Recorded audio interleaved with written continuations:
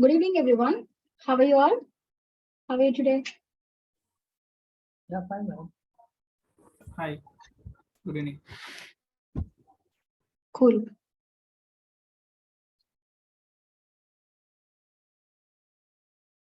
So in the last session, we have discussed about the cloud computing, the history of AWS.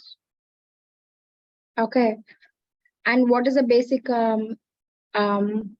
the infrastructure or the basic terminology which you need to understand in order to start with AWS. Okay.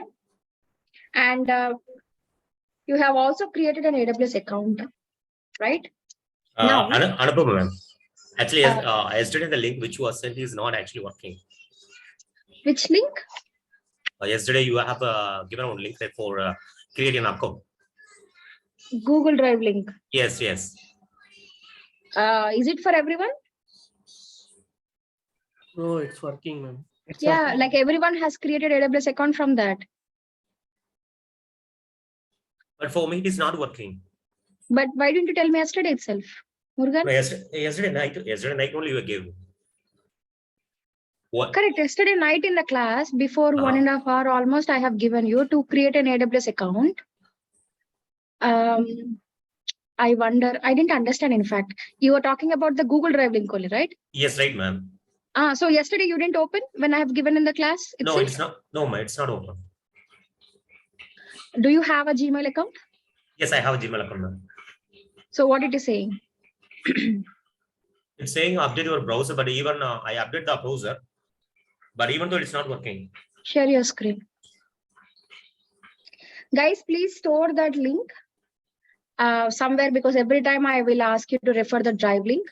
Okay. So please save that. Okay. I cannot give every day that link because again, I need to open the whole thing and then I need to give. So just save it even for future. Yeah. So Morgan, can you please share your screen? Yes, yes, 1 second. Sure. So like, by the time Morgan share his screen, guys, so links, whatever you share, could you please paste it in Notepad or something so that we can able to refer. See what happened, if you pasted in chat, right? So that is fine. But what happened, after 2 to 3 charts, right? We are keep on adding some messages, right? So at the time we are missing some note for the links. So if possible, could you please share over the Notepad or something? Rohit, you're asking me, Rohit? Yes, yes. No, Rohit. See, while I'm taking the class, I would just give the links in the chat. You need to take care of that, okay? Yeah. So every time, how do you think I can update it? Every day I will give few links, right? I mean, Yeah, that's a simple thing. No. What I'm I saying, understand. I understand. So it should not be this way, because you need to take the links, you need to take care, and you need to write what this link about. Okay. So I completely understand. I understand that when I give the link, the message will go. But when I give the link, you can just click on that and you can copy that. I don't think it will be that difficult. Okay. So it is not that I can't give. I'm already given the drive link and all. It is just that I want you to do it. In that way, you will learn a lot. Okay. Please don't take me wrong, but that's what I suggest to my learners. Okay.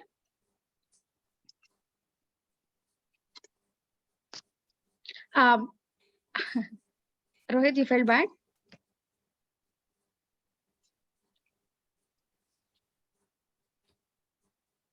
Hello. Murugan, please copy Yes, that ma'am. link from the chat.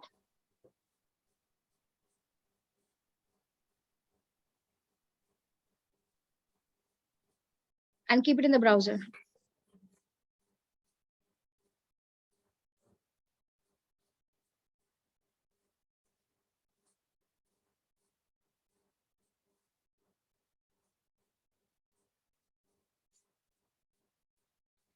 It's there, right? Yes, You ma'am. can Please tell stop me. sharing. Yeah, you can stop the sharing and please save that, okay? Okay.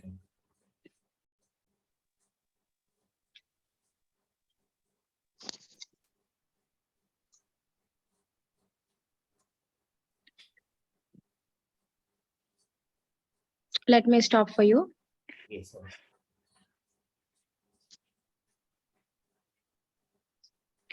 Hi guys, good evening. So before I start with an AWS service, let me walk you through the AWS Management Console. I would request everyone be on mute. Madam, just one small query. Hello. Yes, please. Madam, regarding these timings, is there by any chance you could prepone it by say about an hour or so? 7 to 11 is actually getting a bit later side of the timeline. Start early and finish early, probably. It would help. But these timings are not, scheduled by me, Santosh. It's not in my hands. Is it okay if you can check with Star Agile? I'm fine with any time. Yeah, madam. Okay. Madam, how about I ask them for about 5:30 or 6? Yeah, 6, 5:30. Yeah, should be fine. Sure, madam. I'll have a word with them. No, actually, I'm working on European timing, so I'll come back by around 6:30, 7 o'clock only. So if you change the time, then for be difficult. Guys, I'm sorry, I can't discuss on this because it's not in my hands. Okay, you please discuss in the WhatsApp group. I don't have any kind of authority to change the timings, etc. Okay, I'm sorry for that. Okay. So, like, few people are having, like, they're okay to start early, but few are like they're not. In fact, actually, we have a morning batch also. Probably starts in the next month. So, of course, I hope. I mean, I think you still can join any batches, right? I don't know, ma'am. This is the only one they provided. So No. this was Presently, this is the one which has started. So Okay. once I'm done with this part of the course, like this batch, and then a new batch starts, and usually that is in the morning. Okay. So if you think it's difficult for you, Santosh, like it's being too late, then yeah, you can try that at least. Even I think they will also suggest the same thing.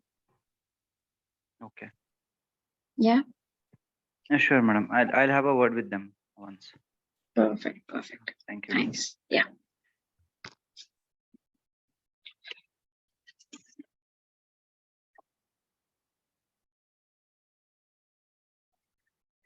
So any questions before I start with today's session? Any other questions?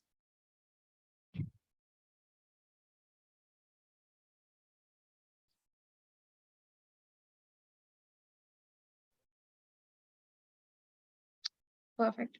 No, no. So now, before I start with an AWS service, which is EC2, let me just walk you through the AWS Management Console. So once you log in, like once you create an AWS account and then you log in with your email address and the password, you would be looking a page something like this. It's like basically a console home, a home page, okay?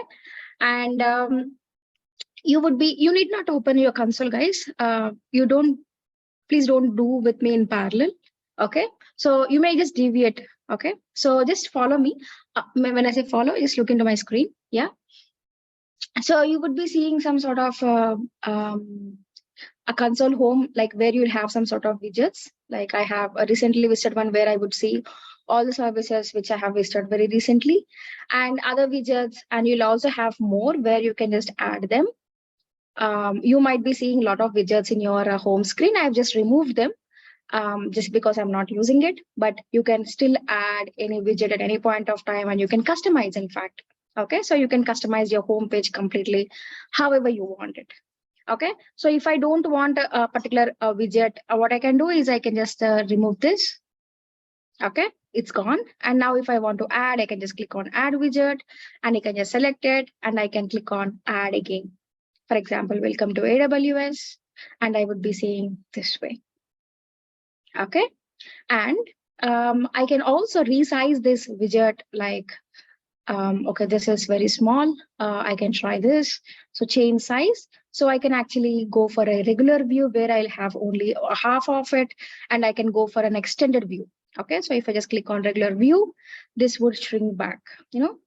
And I can also change back again because I'm very much comfortable in extended view. Yeah, and I can just remove this. Yeah, so in my console home page, I'll have only one widget which is recently visited. That's the one which I would be using it frequently.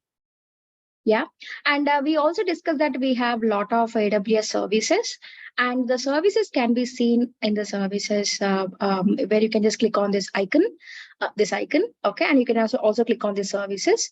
And in fact, you don't see the services directly, you see the categories.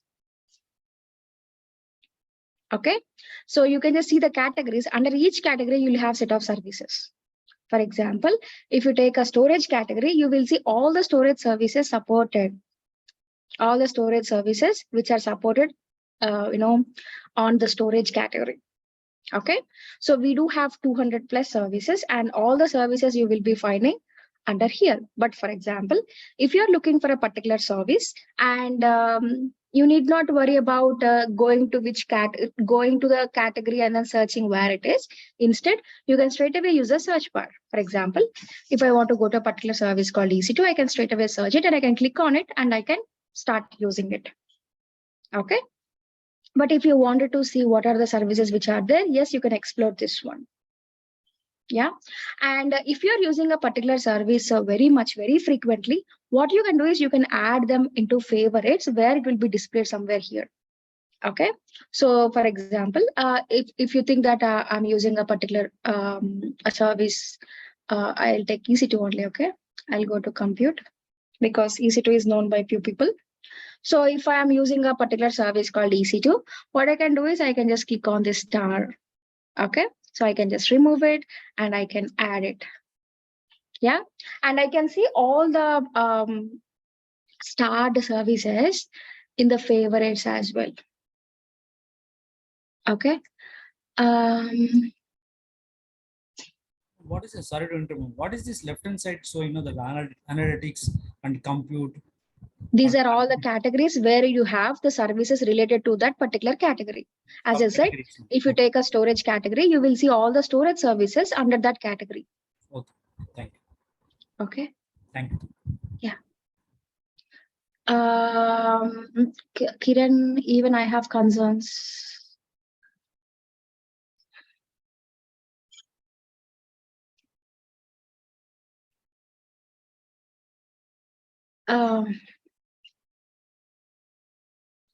Oh my goodness, guys. What happened? So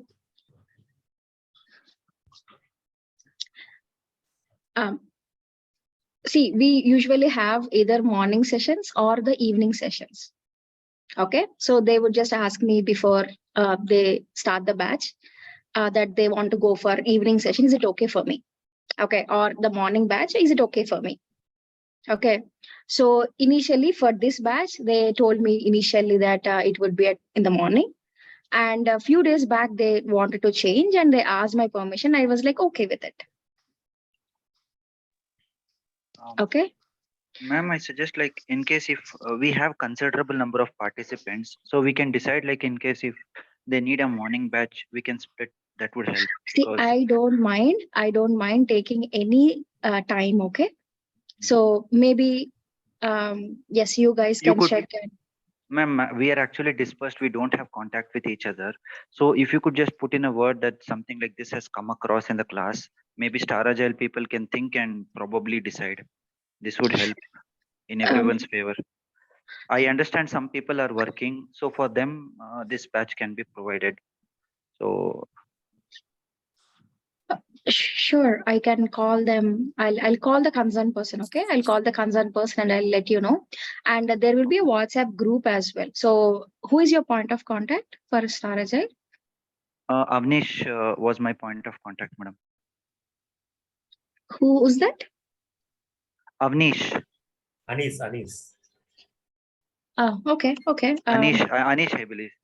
No problem. I never know him, but let me just connect to my point of contact and I'll let them know that you guys are not comfortable with the timings. I don't know why it was changed from morning to evening. In fact. Hi, Anupma, this is Kiran. Yeah, Okay. morning is easy, madam. No issues. It's very See, comfortable. however time you want. See, whatever the time, I'm comfortable in any time in the weekend. Okay. Morning is comfortable for me also, ma'am. See, in the morning, our minds will be refreshed. So it would be better in the morning. Guys, Yeah, sorry, yeah. excuse me. They told the same thing that the classes will be in the morning. I agreed for that. But after paying the amount, they said that Here evening they classes. started classes will be started in evening only, ma'am. Yeah, after payment is done, they are saying that evening classes. Yeah, Even same happened with me as well. Anupama I is was preferred. See, Anupama has some personal issues, so she is taking classes in the evening only. They said. yeah, ma'am. That's the reason So they have I been told to them. I me told them. also, So ma'am. if it is such case, I don't want to join the classes. Please pay me back. Please refund. They said that it's not possible. Yeah, ma'am. Why? How? See, I Sure. like in the morning classes only. Excuse me, Kiran. Can you please, guys, talk to the Star Agile or other in the office time, because this is in the class time. Why Yeah, it's not madam. appreciating it, please. Since is it is intervening. raised by someone, that's why we are talking. Otherwise, So it's a common we thing. shut out. Guys, hold on, guys. Anupama. So all the AWS services would be seen under each category. Okay. And under each category, you will see the set of services related to that category. Like, as I said, like IoT, we have machine learning, databases, developer tools, etc. Okay. So for example, if you are very much interested into a specific category, you can just go to that category and then you can search what are the services you have. Okay. And maybe if your line of interest is that, you can start learning about that as well. Yeah. And as I said, you can just search for a service in the search bar straight away. Yeah. Now coming to the right hand side, under your name, you will see your account details. Like here, when you are creating an AWS account, you would be giving a username. Okay. So that name would be visible here. Okay. And here under your name, you will see your account ID and then few details of it. So we will again come back to few of the things. But for now, the important thing is your billing dashboard. Okay. So initially, whenever you are logging into your AWS account, you need to go to the billing dashboard every time you log in. Okay. The reason why I say this, because you can just go to the billing dashboard and then left navigation, you can go to bills. Here, you would see if there is any cost occurred. You can just close this. Okay. If there is any cost occurred so far. And every time when you go to bills, you will see the current month bill only. Like for example, March is the current month and I can see the bill regarding that. Yeah. So bill period, the billing period. Okay. Now, what if you want to see the previous months? Not a problem. You can just click on this and you can just go to the previous months and you can see if there is any cost associated with it. Okay. So if you have any cost, you can just see the payment information. Yeah. And you can also see what are the services which you have used in that particular month. Okay. And you can see the cost if there is anything against that particular service. For example, if you got charged for EC2, you can just expand. And in fact, it will show you in which region you have worked and for what components you got charged, like for EC2, for EBS. Okay. So these are the components of EC2. So you would be seeing that if you have worked on multiple regions, you would see all the details for each region. That's a beauty, you know. So I mean, AWS will clearly show you for what you got charged in simple terms. Yeah. Now, what I suggest is like throughout this month, whenever you log in, the first thing which you need to do is check your billing dashboard. Okay. So even though we are doing everything under the free tier, if by chance, if you got charged, you can clearly see that and you can immediately do a kind of reverse process, like, you know, cleaning up. Okay. Now, if I am somewhere in the AWS console, if I want to go to home page, I can just click on this icon where I would be directing to the home page. Yes, Samarth? So are services charged region wise? Like suppose, what is the purpose of putting billing in region wise format? So they are trying to show you in which region you have created your resources.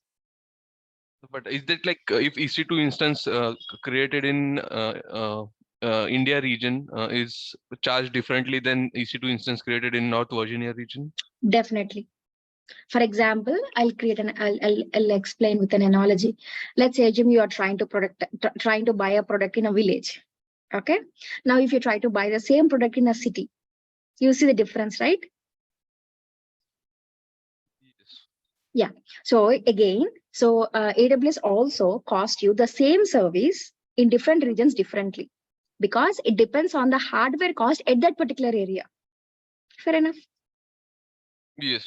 Okay, but the reason why they are showing region wise is just because they wanted to show you. See, it's just that let's assume that you got charged for EC2. Okay, and we have how many regions? 31 regions. Now you wanted to know where you created your EC2 instance. How do you know?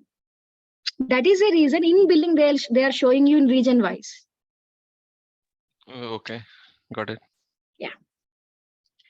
Thank you. Now, yeah. Any other questions?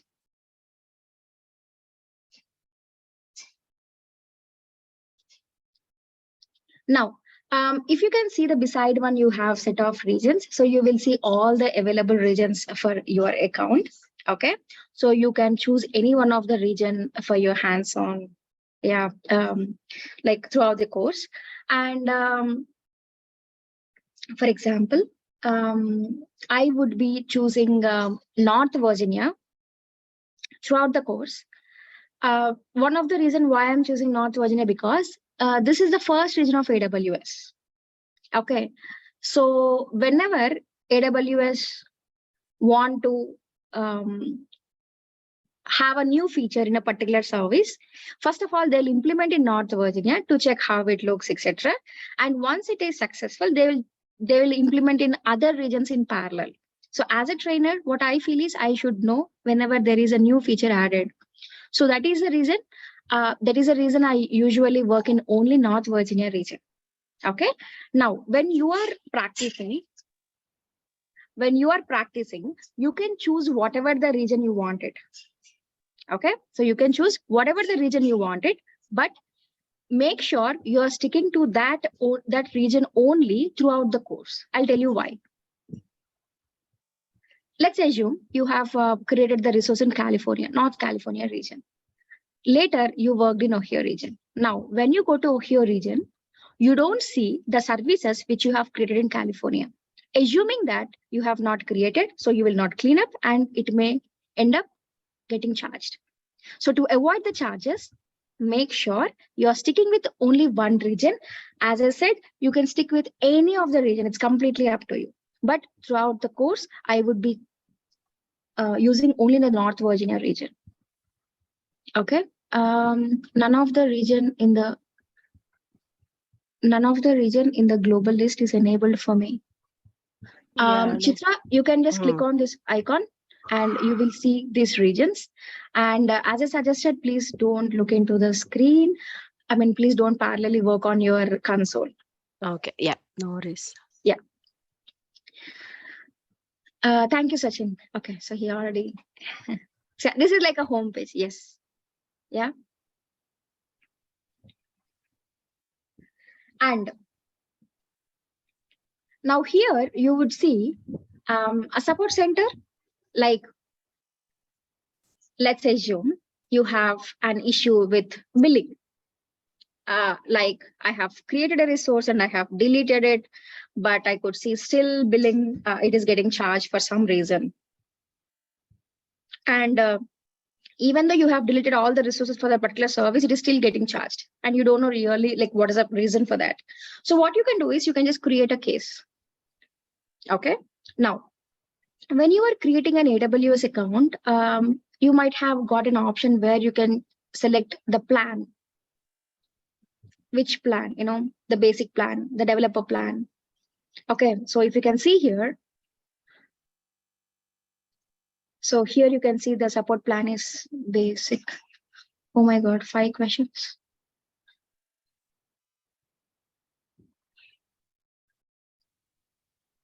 Okay. So when you create an AWS account, you would see the plan where we have selected it as basic. So basic means it's like a free tier where we can work on few services for free for some limit. Okay, but we also have other plans, like this is a basic one. We have developer plan, business plan, and enterprise plan. Okay, so depending upon the plan, you will have that such kind of support. Like, for example, you can go for developer plan if you are just experimenting with AWS, like for testing or development environments. So if you're doing that, you can go for developer plan where you will be paying $29 per month, irrespective of whatever the services which you're using, because you're looking for some support from AWS, you would be paying $29 per month. If it is a business plan, so if you are running some sort of application like production workloads, if you are using AWS for production workloads, then you can go for business plan where you will be paying $100 per month. Okay, but if you're going for a mission critical workloads where you don't need a single second downtime and you need full support from AWS, then you can go for enterprise plan where you would be paying $15,000 per month. Yes. Okay, so this is apart from using the AWS services, because you have a lot of support from AWS. For example, the one thing which I can show you is who can open cases. Like here, if it is a developer plan, for basic, we don't have any kind of contact because AWS is giving a few services for free. Okay. So apart from that, we don't have much in the basic. Okay, and number of contacts, one primary contact, and you can create unlimited cases. But in the business, unlimited contacts, unlimited cases, and IAM supported is another service. We will see that what is IAM later. Okay, whereas a business and enterprise support everything. Yeah, but if you see the case response times for general guidance, and guys, please go on mute. For general guidance and system impaired, for general guidance, you will get 24 it will be solved within 24 hours, whereas system impaired, it will be solved within 12 hours. Okay, and production system impaired, there is nothing for developer, but we have 4 hours for business and enterprise. And for production system down, we have 1 hour for both business and enterprise. But on top of it, if there is a business critical system down, then it will be solved within 15 minutes. Okay, so this is easily understood. So I just explaining few of it. So here also the technical support. Yeah, so we don't have any technical support for a basic plan. So hours of operation, business hours access, like office hours. Yeah, But here 24/7 access, even in enterprise. Support person, associate, and here engineers. And support channel, email. Here you can see email, chat, phone. Yeah. So these are the different plans where AWS enabled for us. Yeah. And according to our requirement, you can choose whatever the plan we wanted. Yeah. So what is unlimited? What is it? Unlimited, Kiran?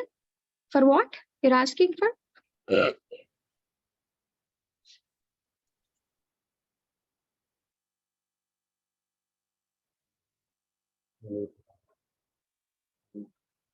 Per month basis. It's per month price. Yeah, it's per month price. So 15,000 per month. Okay.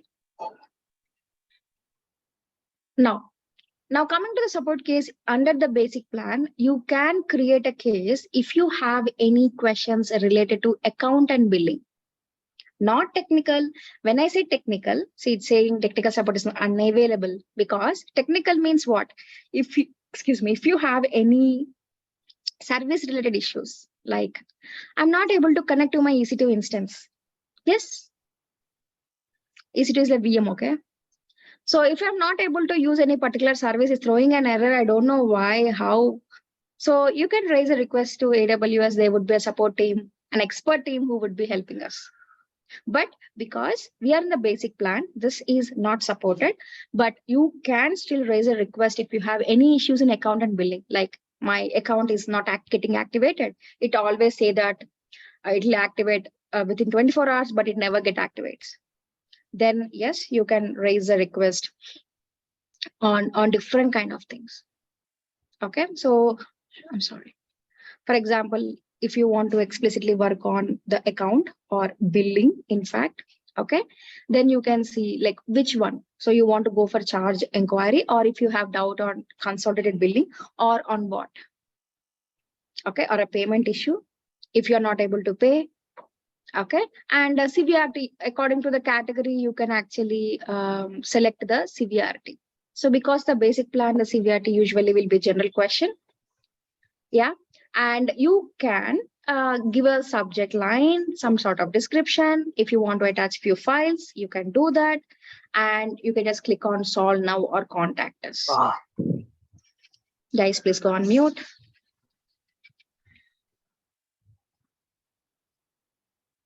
So here you can just click on solve now, or you can just click on contact us. Yeah, so here you will have an option like web.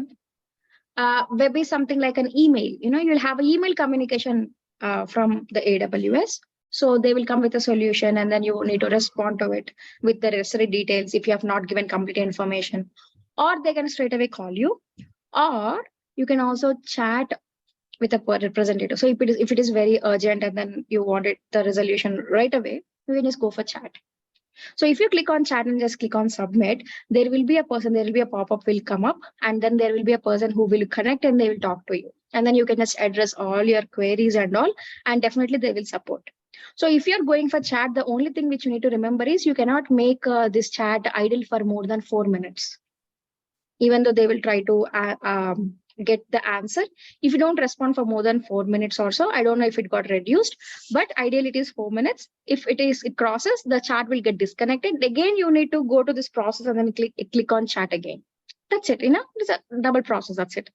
Apart from that, we can contact AWS multiple times. Not a problem. Yeah. Now, another thing which I want you to understand here is the documentation part.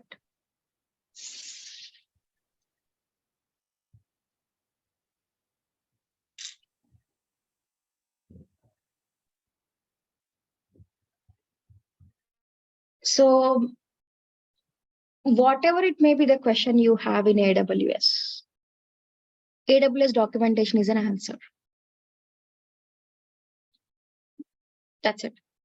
In simple terms. Okay, because you have the details about everything, each and every service. Here you can see that. You can see the category and the set of services. Okay. Likewise, we can see all the categories and all the services under it. We can also have white papers. If you scroll down completely, here you have a general resources like getting started with it, white papers, quick starts, AWS solutions, like FAQs, the general FAQs. So you can start with white papers, their case studies, etc. Okay. Now, how to go to and how to explore a service in an AWS documentation? Very simple. Let's understand about a service called EC2. Now, EC2 is a VM. It's a virtual machine. Okay. So now if I wanted to know how to create a virtual machine, what I can do is I can just click on the particular link. Yeah. And here, because it's a virtual machine, I can create a Linux machine, I can create a Windows one, and I can create with different ways. There are a lot of sections. But if I want to create a Linux EC2 instance, I can just click on this user guide. And in that, I actually have the information about that particular service, like what is EC2, setup, some sort of tutorials, the best practices. Okay. I mean, get started tutorial and then the actual tutorials, like where you'll have few tutorials. Yeah. And the components of it. So once I explain about a service, you can try these tutorials, but make sure that they are under free tier, because not all tutorials are under free tier. They may cost you. They may cost you. So make sure that you check that before you try any tutorials. Yeah. Now let's assume I am looking for a particular component called AMI. Let's assume looking for a component called AMI. Now I need not go to the documentation and then click on the service and then go to the Linux machine, and then I need not go like do multiple steps in order to get here. What I can also do is in the internet, you can just say AWS. It's an AWS service. Which service is that? EC2. And which component you're looking for? AMI. So you can just give the keywords. Did I say AMI? Yeah. And see, you will get a link which starts with docs.aws.amazon.com. So this is an official link. These are all the official links of AWS. Okay. Even when you're exploring any particular service, this is how you need to do it. Okay. And make sure you refer the official ones. So you can still go to the unofficial sites, for example, this Wikipedia or this one. Okay, but just to understand the service, if you want to go to a third-party website, definitely you can go it, but validate that it is correct in your documentation again. Okay, it's like this. See, AWS will be keep on updating a lot of features in a service every day. Okay, maybe the third-party website which you have visited might be like for a few months before, it might update it few months before or few years before, you will never know, right? So once you understand what exactly is the service in a third-party website, if you don't understand actually in documentation, you can go to a third-party website, but cross-check in the documentation again. Okay, but ideally, I would suggest you straight away go to the documentation, the AWS documentation, where it starts with docs.aws.amazon.com. Yeah. So now what I have done, I can just say AWS EC2 AMI, and I can just click on this particular link where it straight away direct me to this AMI. See, this is again the same. Both are same. So this I went from internet. This I went through the documentation step by step. So this is how you need to explore the documentation. Okay. Now, if I have everything in the documentation, why I need to come for this training? Valid question. Yes, you might think that way. See, I have everything here. Even now, Anupama explained. Now, why I need to come for this training if everything was in this documentation? So what I answer for this is, today we'll cover a service called EC2. Okay. Now, after this session, probably tomorrow, you go to the service. You go to this service. Okay. And read about it. Read about the service. Because it's already covered today, you'll understand. Till some extent, because AWS services are vast, you have a lot of information, and we will be very much within the scope of the solutions hearted. Okay, but at least you will understand at a higher level what exactly the service. Now, the same way, you take a service which we have not yet covered and try to read it and check if you're understanding it.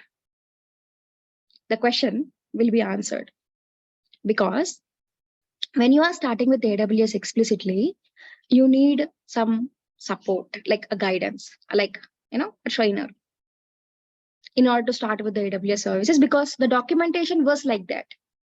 It is so vast that it has everything in here, and without knowing about AWS, if you start looking into the documentation, you may not get it. You may get lost, like not understanding much of it. Okay, so this documentation would be helpful once I create the foundation for you how to explore about the services. Okay, am I not audible? You are I still hear you. Okay. So, Samarth, you can just try to disconnect and connect back. Okay, fine. Maybe it can sort of glitch. So that's about the AWS documentation. Yeah, and on top of it, you can also subscribe to AWS official YouTube channels, where you will have deep dive sessions on services, and every year there will be reinvent session. A reinvent event happens every year. Okay, in Los Angeles, USA. So what you can do is those event sessions also will be there in YouTube events channel. Okay. So what you can do is you can just go and subscribe it. And whenever you are looking for any particular service, because see, we have hundreds of services. Obviously, we're not covering those hundreds of services. Maybe few we will be covering this course.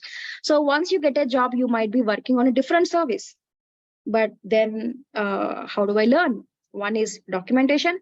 The next thing is the YouTube channels of AWS. Okay.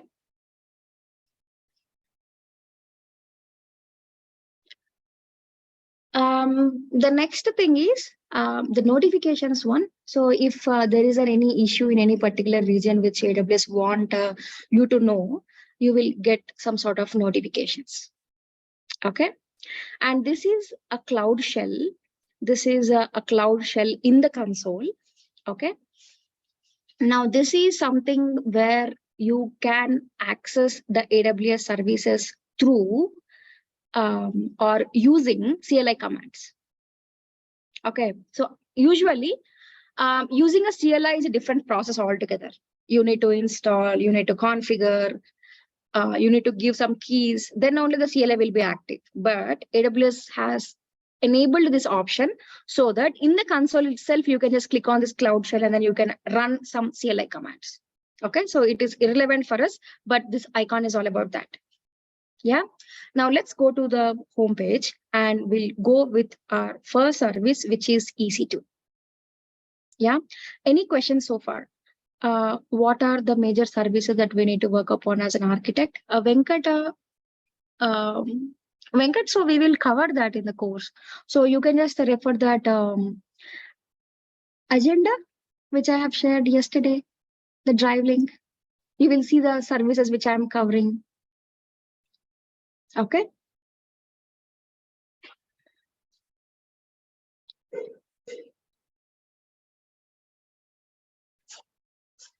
So now we'll start with a service called EC2. EC2 stands for Elastic Compute Cloud. The compute represents the server or the compute resources. Now, when I say a server, it can be an application server, a database server, or a web server. Okay. And the cloud represents these servers are hosted in the cloud. And the Elastic represents, if you can properly configure, we can increase and decrease the number of servers according to the application demand automatically.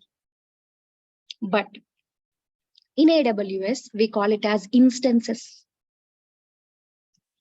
instead of servers. Okay. Is there any advantage of Cloud Shell as compared to normal portal as we can perform the same thing? See, Cloud Shell is something where you can just try for few commands. But if you explicitly working on a CLI, what I suggest is, what AWS suggests also is, go for a portal and then try to install the CLI, configure it and then run. Okay. So in AWS, we call it as the instances instead of servers. We don't say it as a service. We say instances like EC2 instance. Yeah. And these instances are the virtual computing environments with scalable compute capacity, where there is no hardware upfront with pay-as-you-go pricing. Even though these are the servers, you need not worry about investing because AWS is already having it. These are the VMs because they are having it. We access through internet virtually. Okay. And they have scalable compute capacity. We can scale it. I want a server which handles 100 now. Probably 1 month later, I want 500 users. A server which can handle 500. And maybe after a few months, I need 1,000. So we can scale it. And also, whatever you are using, you will be paying it. Okay. So, 1 second, please.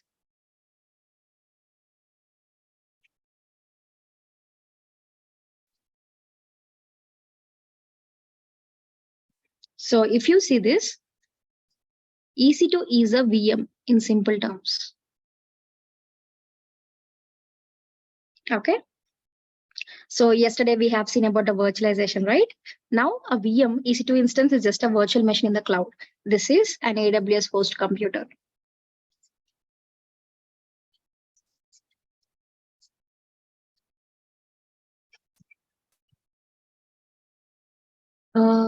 Where I am, yeah.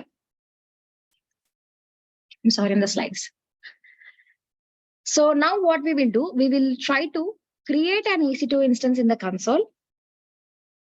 And we'll see how to connect and work on it and how to access, etc. Okay. So let me just go back to the console and go to a particular service in this by searching in the search bar. And I can just click on this, or I can also, as I said, access it from my favorites because this is a service which is marked as favorite. Yeah. So once you go to a particular service by clicking on that service itself, you will be directed to an EC2 dashboard, like because I have clicked on EC2. So here you can see the EC2 resources.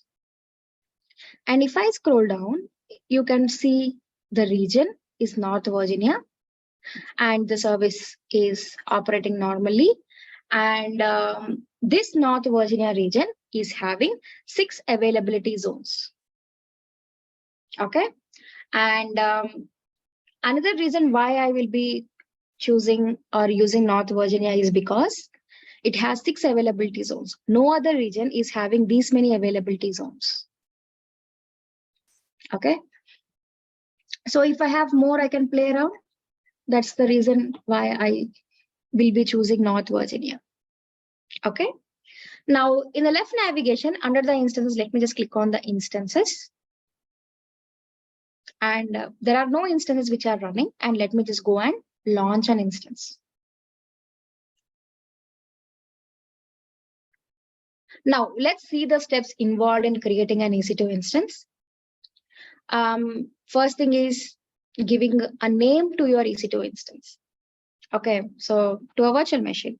So going forward, I would use it as an EC2 instance only because this is a terminology which AWS uses. So in the interview, you cannot say it's a server or it's a VM or so. But for your understanding, I'm saying that EC2 is a virtual machine. Yes, it is actually indeed. Yeah. So let me just give a name for your instance. The reason why I need to give a tag for these instances is just because it would be useful while I'm trying to filter something. For example, each and every instance will have an instance ID, which is unique. But is it possible for us to remember all the instance IDs? I'll show you how an instance ID look also. Okay. So it is so long that we cannot remember like all the instance IDs. Maybe one instance is having a web server, another one is having an application server, and then a database server. So instead of remembering with this instance IDs, what I can do is I can just give a name. Yeah. So I would just name it as first instance.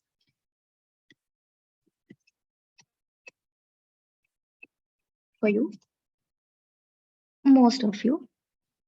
Okay. And I can add additional tags as well. See, I can add 50 tags, out of which I have already added one.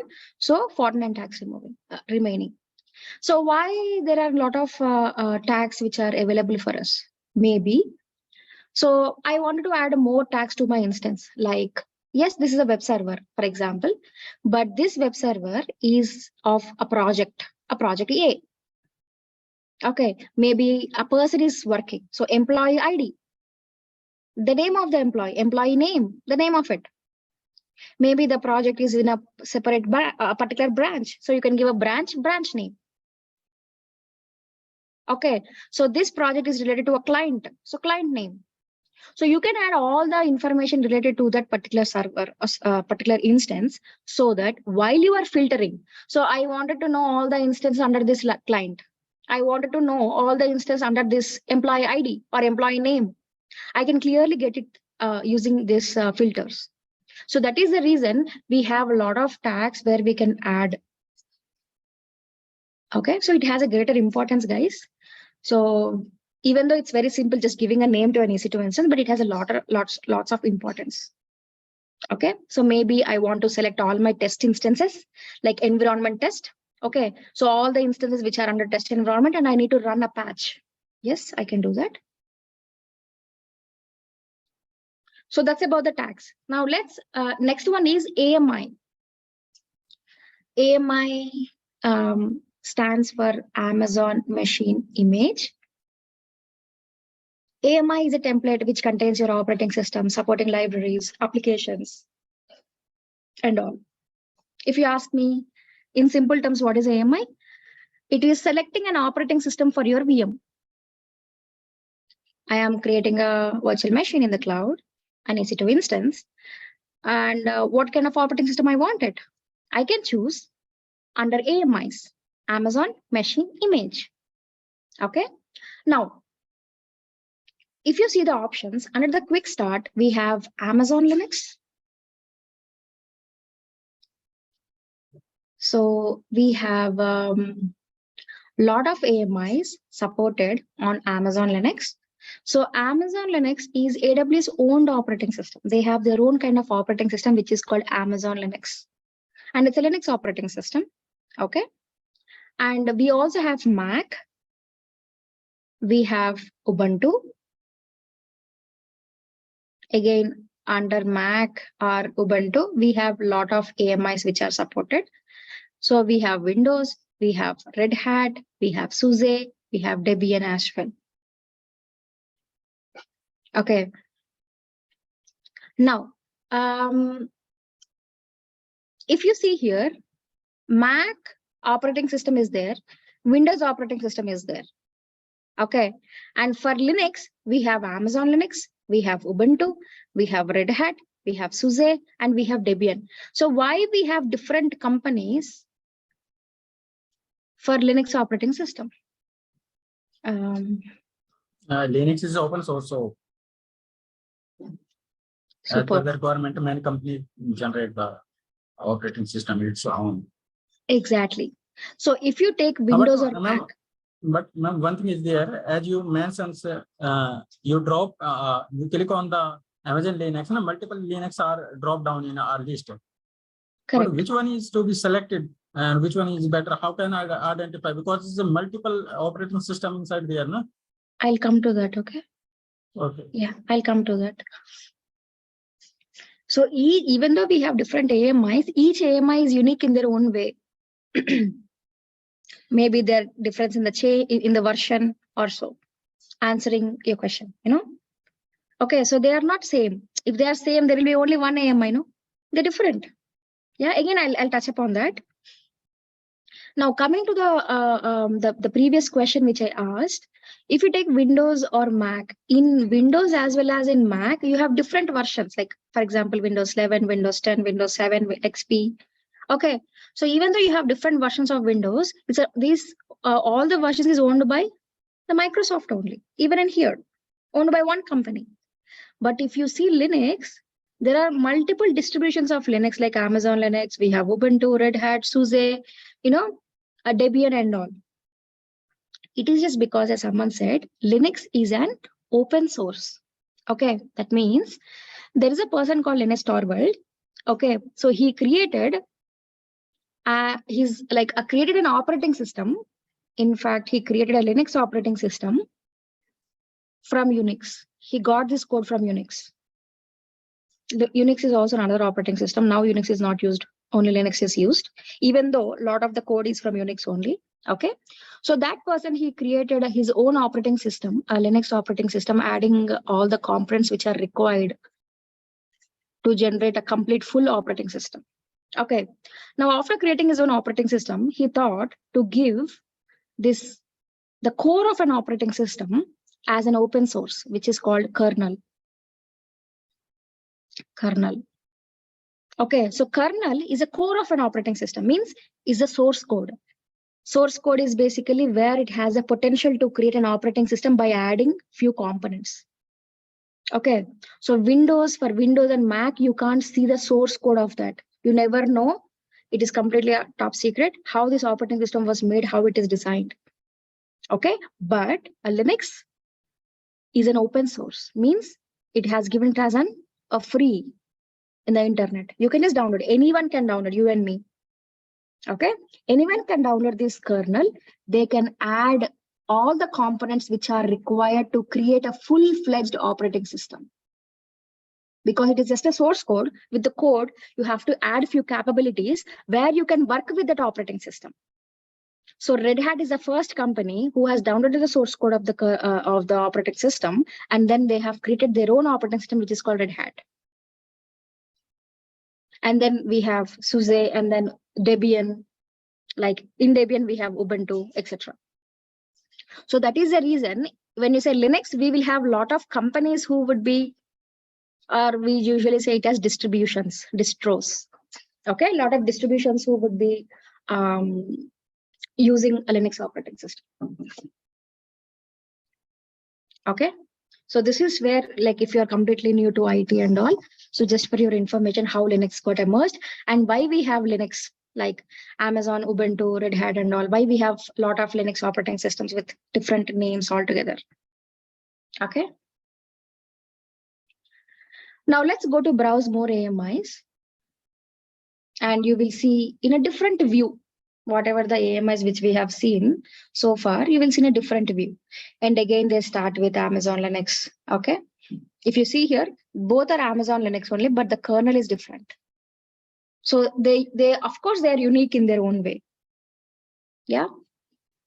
And we have Mac, for example, if you see Mac OS Ventura and then Monterey. So they're different. Yeah.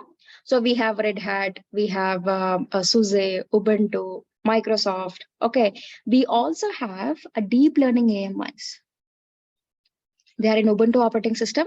And when we select this AMI, for example, if we select this AMI and launch an instance, launch a virtual machine, that instance will have all the softwares related to deep learning technology pre-installed.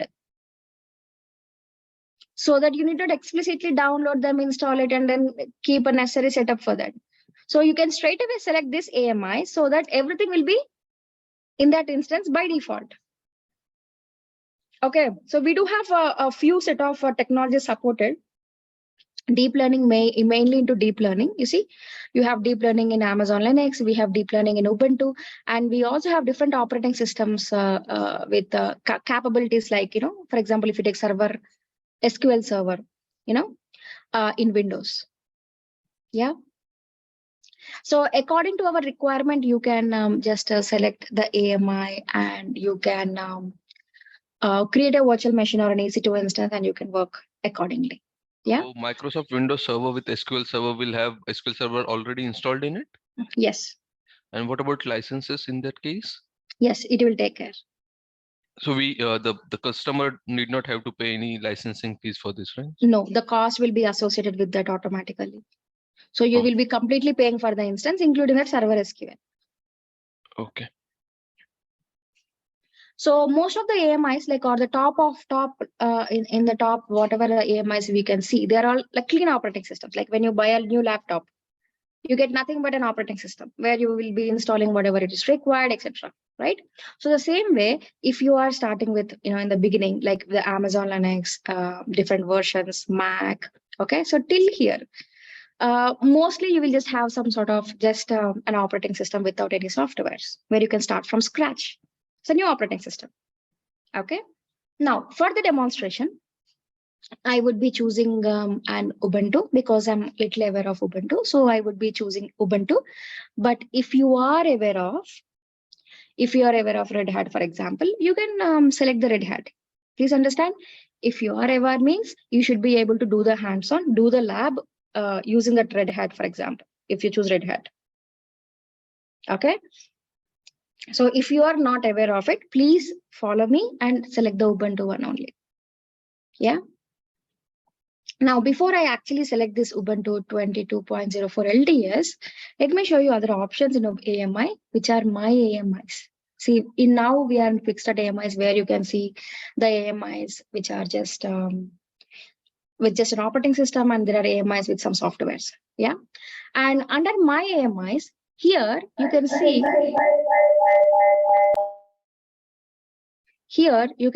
the AMIs which you have created, the account owner has created.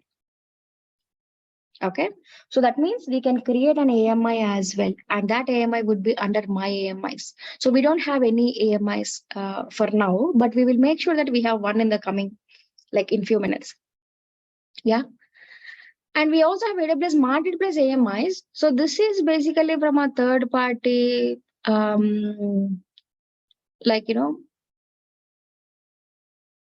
AMIs which are from third-party companies like SAPs and Microsoft and all. Okay, so you can also choose these AMIs if you are explicitly looking for a particular tool, like WordPress, or like a VPN access server. Yeah, so these are all third-party softwares. Yeah, where you can just choose them, and then you will get that software within it. And definitely there will be a cost if you select an AMI which under the AWS Marketplace. Okay, so these services, these AMIs, once you select it, they will not be nothing in under the free tier, but you will have free trial. Like whenever you access a service, a tool, for example, if you take Zoom.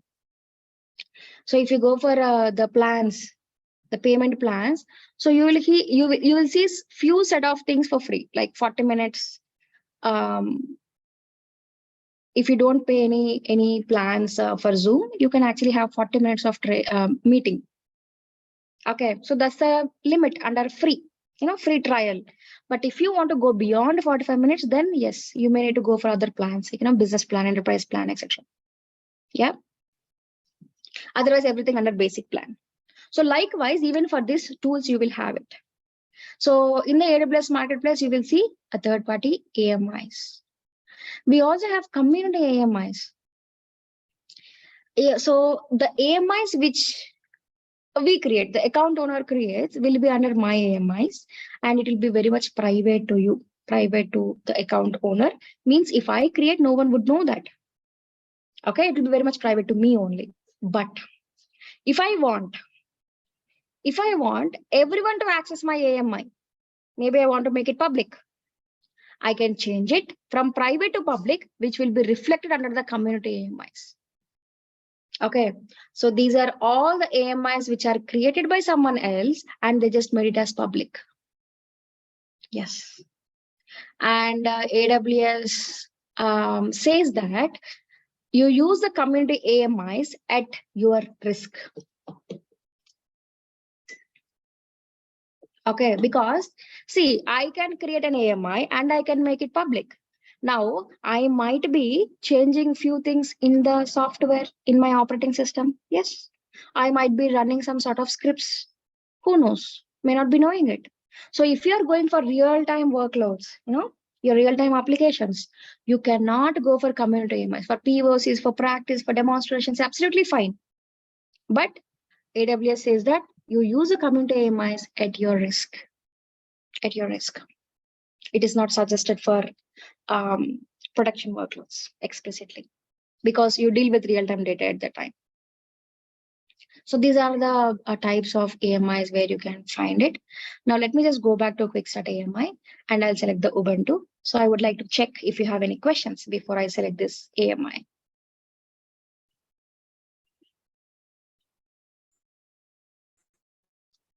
Can we use I have AM? a doubt. Okay, It go may be ahead. done. Actually, here we are selecting randomly, right? I mean, we are giving instance name random and we are selecting the EC2 instance. Whether we went to the project, we need to suggest to the clients or, clients will give us the particular names and operating system to us. So if it is an existing client, means a client who is already having on-premises, having experience in certain workloads, he would be suggesting it. Okay. Otherwise, if it's a new client, you can suggest. And if you want to suggest, you should be knowing what operating system is good for you. Then you can suggest. Okay. Yeah. Because ultimately operating system is an operating system. It is just a way of the commands would be slightly different from different Linux operating systems. We know how unique in Windows and Mac. Okay. So usually production workloads usually use Linux only. And until and unless the explicitly client is looking for it. Yeah. See, two things. When we say architect, there are only two things. One is how to decide. Is there any cloud requirement? Yes, go ahead. No, what is the best practice in AWS? You use that. Okay. And another thing is, and the good thing is, if you are working in AWS project explicitly, definitely your project would have taken some plan, like a developer plan, at least. So you will get most of the support from AWS team where you can raise the questions there. You will learn a lot at the time. But operating system depends on the applications, right? Yes. Yes, if that is the case. For example, if you take Java can run on any operating system, right? If it is dependent, you use relevant operating system only. I mean, that's common. Okay. Can we use these AMIs as a template to create multiple servers? As in, like, suppose we need a server, okay? It's a Windows server. We need Java installed on it. We need particular set of software already installed. We can create an AMI and we can use that AMI as a template to create multiple number of servers. Can it be done? Multiple number of EC2 instances. Oh, sorry. Yes, multiple number of EC2 instances. Yes. Okay. Yes. Thank you. Yeah.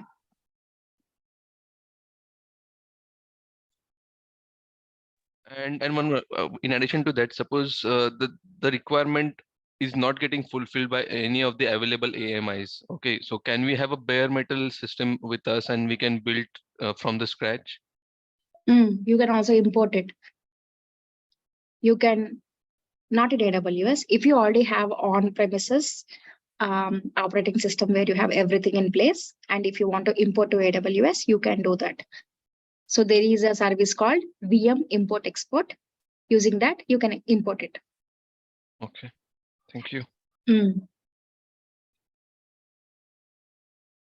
Anupama, would these instances, like you said, multiple instances can be created? Would these instances then later when we work for a project can talk each other, share information, all that, is that right? Yes, if they're within the same network, they can. Right, okay. If we don't want it, we can also prevent using firewalls.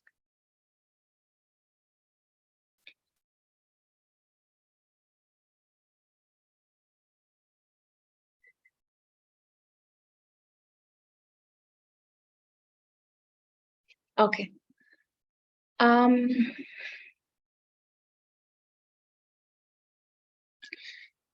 So let me choose an Ubuntu 22.04 LTS and select this AMI.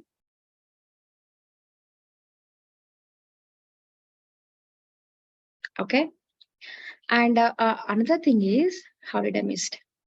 So when you are choosing an AMI, as I said, you can choose whatever the AMI you wanted, right? But make sure you choose an AMI which is under free tier.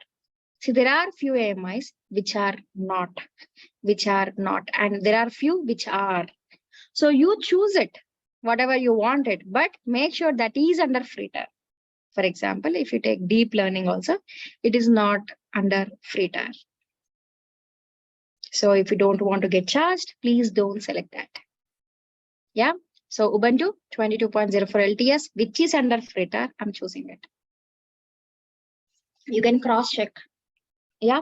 So see, while you are selecting multiple options, for example, tags, you can add multiple tags. There is no cost associated with that. But if you take AMI, yeah, few options are free, few AMIs are free. So definitely you should be taking care of that when you are experimenting with AWS initially. Next thing is instance type. See, if you want to buy a laptop, so you can imagine this way. So I don't want to create a complexity in the creation of an EC2 instance, but I want you to understand with an analogy. If you want to buy a laptop, what is the first thing you decide? Like operating system. Yeah. Accordingly, only you'll go to the store, right? If you're looking for a Mac one, if you're looking for a Linux one or a Windows one, correct? So again, if you want to go for Linux and then what kind of versions, etc. And the next thing which you would be looking into is, okay, I have selected, I want to go for Windows. Now in Windows, what is the hardware? Next thing is hardware configuration. Like, do I want to go for i5 processor or i7 processor, which generation, etc. What is the storage, right? Now, the instance type is the hardware configuration, like which processor. Storage again will come up in the bottom of the line. We will again talk about the storage, but now let's talk about the instance type. So instance type is the hardware configuration of your EC2 instance. Yes, I need a virtual machine, but what is the capacity you're looking for? So we do have a lot of AMIs which are supported. Okay, so you can have hundreds of instance types. Okay, so we can just click on compare instance type and you can see it in a detailed view. So if you can see here, if I just select one, you select one record, the vCPUs, like the virtual CPUs, the architecture, the memory, if there's any kind of storage internally, the performance, everything is bundled together. I select one, I'll get all the components bundled together. Okay, so that if I just select one, that's enough. Now, another thing is, now coming to the hardware configuration, if you are looking for a specific requirement, for example, I want more compute power. What kind of instance type I need to look into it? I want more memory. So more compute power because my application will do a lot of calculations. I want more memory. Maybe I'm developing a gaming application. I want more storage. My application will generate a lot of storage. If you take a Google Drive. Okay. So what you can do is there is an link AWS EC2 instance type. Okay. So here we do have different families, the general purpose, a compute optimized. If you're looking for more compute power, memory optimized. If you're looking for beyond some sort of capacity of computing, accelerated computing, storage optimized. And beyond this accelerated computing, high performance computing, HPC optimized is recently introduced. I think it's just few months back. That's it. That is the reason we have only two categories. Okay. So if you want a balance of all, balance of compute, memory, storage, then you can go for general purpose. You'll have balance of all, like normal applications, like it needs compute, memory, storage, and in a same level. But if you're explicitly looking for it, you can go for that specific family Okay, you can go to that family. Under that family, you have categories, and under each category, you will have some set of instance types, like, maybe how much CPU you want it accordingly. Yeah, and you will also see the features of it. Okay, and also the use cases. If you scroll down, for what it is used. For example, if this one is used for databases, cluster computing, gaming servers. Okay, so caching, fleets, and other enterprise applications. Now, if you want to know, like, what is the right instance type for my application, instance type page, this page would be enough to explore. If you can explore this enough, you would get to know what is the right instance type for your application. Okay, so you may need to remember this. This is also free tier involved, or like all are free tier or cost involved? No. I'll come to that. Okay. Now here you can see, once I select an instance type, like I'm just choosing T2 micro here, the one which is already selected, because that's under free tier. Okay, I'll just select this. So this T2 micro is under free tier. Yeah, and if I select this one, there is T1 micro which is under free tier, T2 micro which is under free tier. That's it. Okay. Depending upon the AMI you choose, you would see the instance type relevant to that also. Okay. So you will see a set of options which are available, and there are few set of options which are grayed out. As you can just see, it is not supported. Okay. Now, if you want to explicitly know about the AWS free tier, there is a link. Okay. AWS free tier services. So types of offers, like free trials, 12 months free, always free. Okay. So if you're looking for a particular service like EC2, you can search again. So you can go for 750 hours per month. Okay. Which is 12 months free. Like every month you can go for 750 hours. Okay. And you can go for Linux like Red Hat, SUSE, and Windows 1, which is of T2 micro. If it is Red Hat or SLES, T2 and T3 micro, dependent upon the region. Yeah, it depends upon the region as well. Okay. So you can just go to this page and you can search for that particular service, and then you can. But please understand, not all options will be visible here. So you have just seen at a higher level. Like how many hours for what operating system? What is the instance type? But there are a lot more options which will cost us going forward. So those will not be mentioned in the free tier page. How do you know?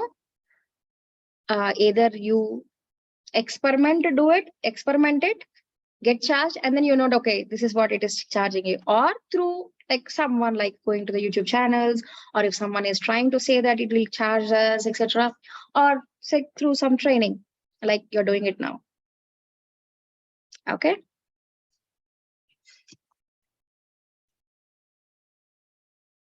Yes, noticing some you have selected T2 micro, but under that there are some charging is applied, that USD per hour, something like that. 0.0116, 0. What it is. Correct. So once free tier crosses, then you will see this cost. Okay. I mean after 750 hours. It's for exactly. No, yes, that's true. Or if it crosses the 12 months also, if you are using 750 hours within the 750 hours, if you are using every month and for 12 months, and once it crosses the free tier, you'll get charged. Or if you're crossing the 750 hours, you'll get charged. Okay. Anyways, yes. Got it. Thank you. But I noticed when you are compare instance types, there is storage is nothing is mentioned, which means that there is no storage allocated. There is a separate section for storage. Okay. Where it would storage, be. how the OS will be created. That's what. That is what the storage section was down. Okay, fine. Yeah. Thank Mm. So that's about the instance types where I'm choosing a T2 micro. Guys, any questions?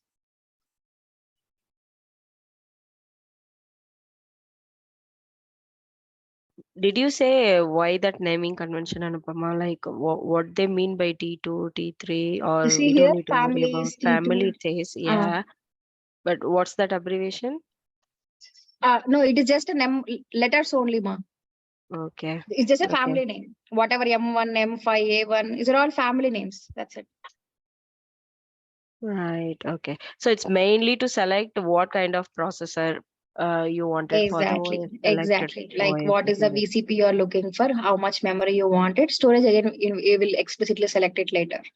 Right.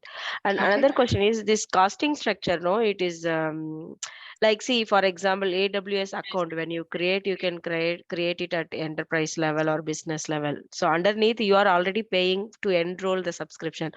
So once you pay that, again, if you wanted to use any services for your business requirements, is it additional cost that they will be paying? Where you are paying for subscription, Not for our basic one we did, but there are another like 12 months free subscription we did now, right, for AWS account. So there are other plans you were showing us, right? developer. Business developer. Those are Those not plans if we subscriptions. take. Plan change. Yeah, Okay. the plan if you take the plan, under that plan, again, these instances, services, everything would have that costing, and we need to purchase them in addition to that plan, whatever we are choosing, isn't it? Chitra, the plan is for support from AWS. Okay. Okay. I don't know how to create an EC2 instance. Can you help in the basic plan? AWS says no. But if I Okay. go for developer or C, the reason is there should be another person who is helping us, right? Of course, they should be getting their salaries, right? Because to support. Now they are actually taking from the customers because you are the one who is looking for support, and whatever they're getting charged, they are charging customers. They will be paying to the support team. Simple. Okay, Chitra. Yeah. So is there any standard guidelines like, for example, if clients comes like this is our requirement, I mean we have this much of customer base, so which instance type we need to choose and all. As a fresher, if I'm asked to choose any of the operating system or any standard instance type, so is there any standard guidelines for that? So for that, I'll ask you one question, Srinidhi. Diwanji? Yeah. Okay. So do you think that there is a standard requirement for any client? Like can you say that, okay, all the clients will have a standard requirement. Do they have like that? No. Suppose if they come and say like this is our customer base and Yeah, these I are agree, the. Pa. No, I agree. Each client will have a different requirement. How come there will be a standard guidelines? You try to understand this. See, if you go to a restaurant, they'll have different dishes. Okay. If there is only one instance type, AWS claims that, see, we have only one instance type. Whatever your requirement, you use this. But it has different options because customers are having different requirements. It's other way around. You know how AWS will create the products? I'll tell you an interesting story. They will not create a product and they'll sell to the customers. Instead, they will take the requirement from the customers and they will create the product. It's like a back engineering, reverse engineering, I mean to say. They are the customer obsession guys, where they all work with the customers first. They will take all the requirements and accordingly they'll create the product. That is the reason why AWS is successful so far. Understood? Did I answer your question? Yeah, but like not completely. My doubt I was, have missed the second part of it. yeah, suppose if I say I have a per second 100 requests, so which instance to choose? Any guidelines for that? That is my question. So first thing is, as a fresher, freshers will not get asked for this kind of questions because freshers are freshers. Yeah. So usually these architectures will be creating by the senior architect guys, who would be having a limited, like a kind of experience they have. Yeah. Now, what if they are looking for a particular number of customers, like number of hits? Now, usually what happens is you start with small. I start with T2 micro. If customer says that, this is the requirement which I have, I'll start small. And if it is not enough, I'll monitor it, obviously. If it is not enough, I'll increase it, I'll scale it. If it is not even enough, I'll scale again. That way, we will actually work for customers. For anything, Okay, we like- start small. So changing instance type from like T2 micro to some other thing, will it have any downtime, or is it going to be online? Definitely, you will have a downtime. But what we can also do is, we can create another EC2 instance of an updated one, and we can reroute it. If the customer is not looking for any downtime, we can reroute it. See, usually clients, existing clients means the client who is already having experience in on-premises, they would say that, see, we need 10 servers. This is our hardware capacity. What is the capacity which matches in cloud? They'll straight away ask. That's a requirement we actually take as an architect. Now we will create the same kind of requirements and then we will host it. But if a client is new, even a client also doesn't know, right? Now that's where we usually start. Okay, so if the client doesn't know how many requests they're coming, we start small and then we expand it. And at some point of time, we will get an understanding, okay, how many servers on average they're looking for. I mean, it requires, and they will create the infrastructure. That's where no, the POCs or the testing, everything happens. It's not in cloud, okay? Anywhere it happens the same way, even in on-premises. We'll start with one server and then, yeah. How reliable these free tier instances for a company? Companies doesn't use free tier, okay? They never use free tier. I mean, who would use T2 micro for their workloads? You cannot just install a simple application on top of it, okay? It will not run because it has just one virtual CPU. It's very less, 1 GB of memory. Our phones are having a lot of storage and RAM, right? Just for practice, we use T2 micro, making sure that we don't get charged for anything. Okay.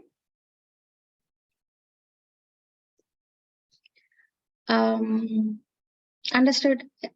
Any questions which I haven't addressed Which properly? is the highest configuration actually here? You go last. You go last. You will see. If in case any customer new customer onboarding, if they're asking any suggestion, which configuration we can suggest to them actually? That's what I mean. That's what we covered so far. No. Who is asking? Oh, sorry. I'm just That's what we asking. covered so There far, are a right? lot of instances. Correct. So we have lot of instance types and we have lot of capacity which for each instance type. Okay. As I said, if he's a new customer, a new application, we'll start small and we'll increase it. But if with an existing customer, he's already having experience, he will have the requirement. This is what my capacity is.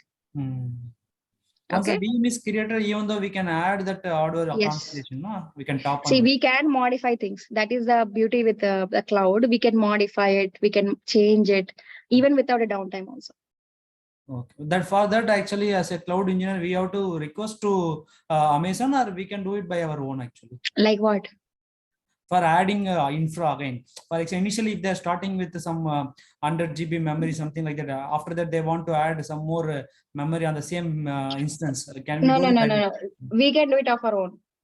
No need Okay. to check with. Okay. No. See, I'll tell you. You can be under free tier. Okay. See, I'll tell you. Not free tier. You can be under basic plan. Basic plan is basically for 1 year you will be getting few services for free. But crossing 1 year, your services are not free, right? Now, without taking a developer or business or enterprise plan, you can have your infrastructure, prod infrastructure, okay, prod environment infrastructure in your account. Okay. Yes, there will be no cost, like, because I mean, I'm talking about the support, okay? So there will be no cost because you're not taking any support plan. If you are confident that you can do that, you can go for basic plan only. And you create the infrastructure for the customer. Otherwise, we can take a developer plan or any plan and you can take support from AWS. Okay. So this in my office, we have a premium plan where dedicated AWS engineer is available 24/7 for us. Super. See, we have And some we are- examples also, real-time examples. Tell me, And yeah. this software, whatever he's talking, right? That, like, for example, if I'm looking one laptop, I want to use Photoshop. Mhm. So which laptop you are going to, suggest? i3, i5 or graphic card, how much GB? That you can go and see in software website also. So he will tell you, for this to run this software, you required i3, minimum i3 and minimum 1 GB graphic card and all those things. Then you will decide, okay, I can buy minimum or maximum. Okay. So, and this free, and trust me, guys, nobody will use free, especially in enterprise. No one, because we are paying more than 40 crores bill per month for AWS. Okay. I mean, as you said, We are using, yesterday I told, right, I'm working in Daily Hunt. And only not Daily Hunt, we are using Josh, you are right, Josh short video application. Yeah, correct. Daily Hunt and Josh, both we are handling. I mean, to have that EC instant, we supposed to pay separately, and for support plan also we have to pay separately, correct? Yes. Both are included. See, company have two option. Otherwise, they'll go for support. Otherwise, they will hire engineer who expert in AWS to fix their problems. See, you want support when it is something wrong with the backend. Otherwise, who have expert who know AWS properly, they can fix it. Okay. Got it. Even though you have an engineer, it's a wise decision to take support from AWS. Okay. Apart from instance cost, we have to pay for support plan also. Am I correct, Anupam? Correct. See, services for your workloads. Support if you have any issue in workload, they're different things. So you're paying differently. It's not kind of free customer care support. It won't be like that. It's correct? You go for basic plan, no? No. We are paying for enterprise, even though we won't get any customer support, correct? As a free of cost, we will go for enterprise servers. The customer support means what? No, like if you are facing any problem in the services, what we are That's using. what no plan means. See, if you go for enterprise support, if I don't know how to create an EC2 instance, they will help us. They will help with cost involved, correct? No. The plan. See, you're actually paying for support. That's it. They will not cost you for helping you to create an EC2 instance. But if you launch an EC2 instance, for instance, you will get charged. Instance, okay. For support, we won't be charged, correct? No. That is the support. See, 15,000 for example, 50,000 per month is exactly for support for everything, whatever they have mentioned it. Again, for request, there is no cost. Again, special cost. Okay. Okay.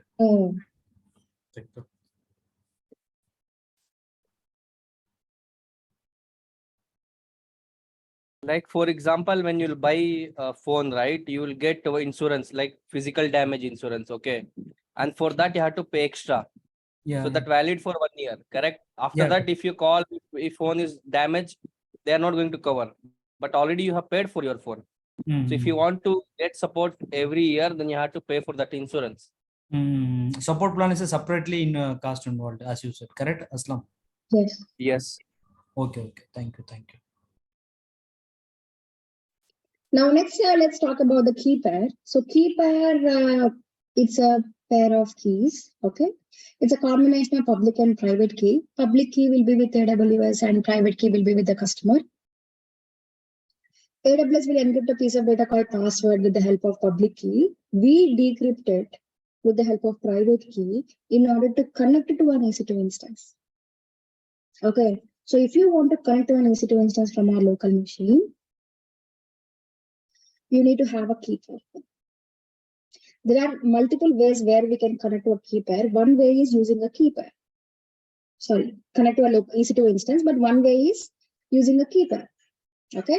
So without a key pair, you cannot connect from your local machine. Like from my machine, I cannot connect to an EC2 instance, like a login information. Like for example, if you have Windows, you will give username and password. If you are working in any organization, you have credentials, right? The same way, okay? But we don't say it as a username and or as a password. We say it's a key. Yeah. Now, when you say key pair, we can create a new key pair. Am I not clear? Yes, Anupama, your voice has gone down. Went low? Okay, 1 second. Thank you for letting me know. How about now? I changed. Yeah, it's fine. Yes, it's fine now. Okay, okay. So as I said yesterday, suddenly the voice will go low. You can just let me know. I'll fix it straight away. Now, again, now when we say create a key pair, you can give a key pair name. Usually I will give the date. Okay. I'm sorry this much. Because I ran out of all the names. So I started doing this. And anyways, I'll use an account for 1 year. So there is no way where it repeats the date. Okay. And when we say key pair, we can create 2 types of key pair like RS and ED25519. And the difference is ED25519 doesn't support Windows instances, whereas RSA supports both, in fact, Mac also, Linux, Mac, Windows. Yeah. Now, if you're explicitly using a Linux machines, you can go for ED25519. It's just a 2 different software supported by AWS in EC2. Yeah. Now, what I would do is I would go for RSA only, and you can download a key pair either in PEM format, like a document like doc, for example, PDF.pdf. It's an extension, right? So you can download with .pem or .ppk. You can use ppk if you're using Putty. If you're using other tools, then you can use PEM. Okay. Now for demonstration, I would be using PEM because I'm not using Putty, simple.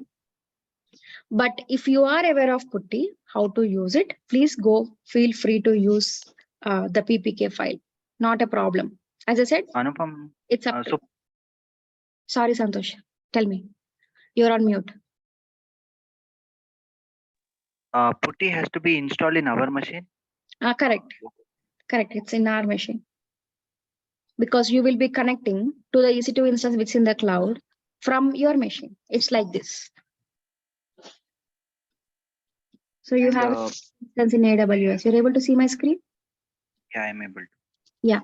So here you have to have a Putty. Through Putty, you will be connected to an EC2 instance. Because why Putty? Because you are actually using a Linux machine. Okay. So it's one of the software which you need to install. Then only you can connect it. Got it.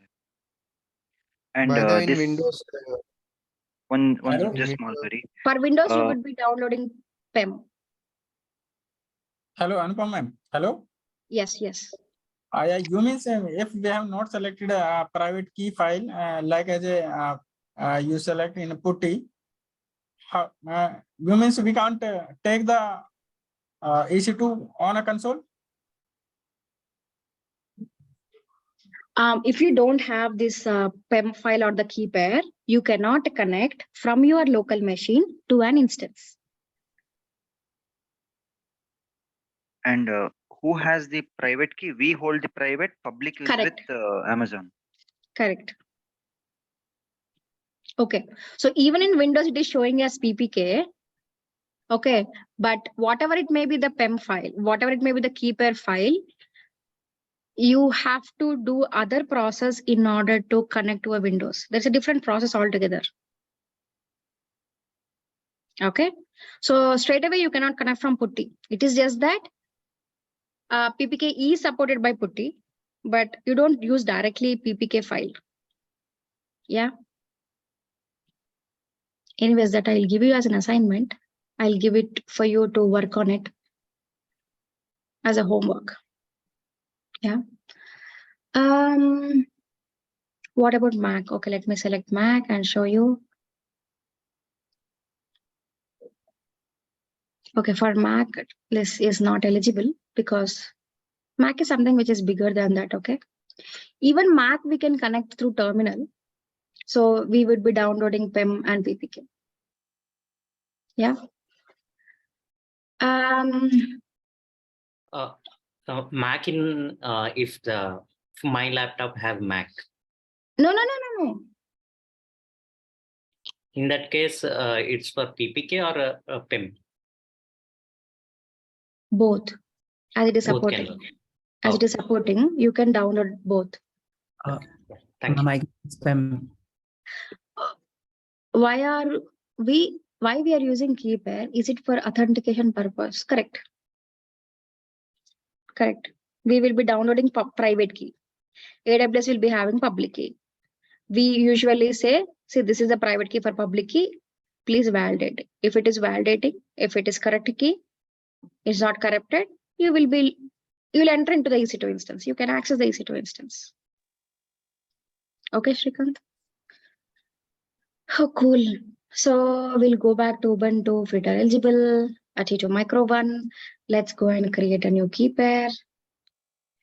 So, madam, we don't need passwords, right, for this, because this is itself, key pair itself is like a key, like a password. Even though we don't say it as a password, yes, it's like a password to connect. This itself what if is lost. What if we lose the private key or Gone? You cannot connect it. There is a way where you can you need to migrate it. You have to do a lot of things to get this done. Okay. I think I'll address this question again while I'm explaining about AMIs. Okay, sure. Sounds good. Thank you. So I'll go for 12 March. I'll download this .pem and click on create key pair. And please understand, this is not the key pair. This is the name of the file which has the key pair. Now you cannot say that I know Anupama's key pair. You don't know. You just know the name. Okay. So within that, this is just a name of a file which has the key pair, means which has a private key. Yeah. Now let me just click on create key pair. When I just click on create key pair, it will ask me to a folder where I can store it. I'll pause the screen share a minute so that I will navigate into the folder and I can share again. Okay.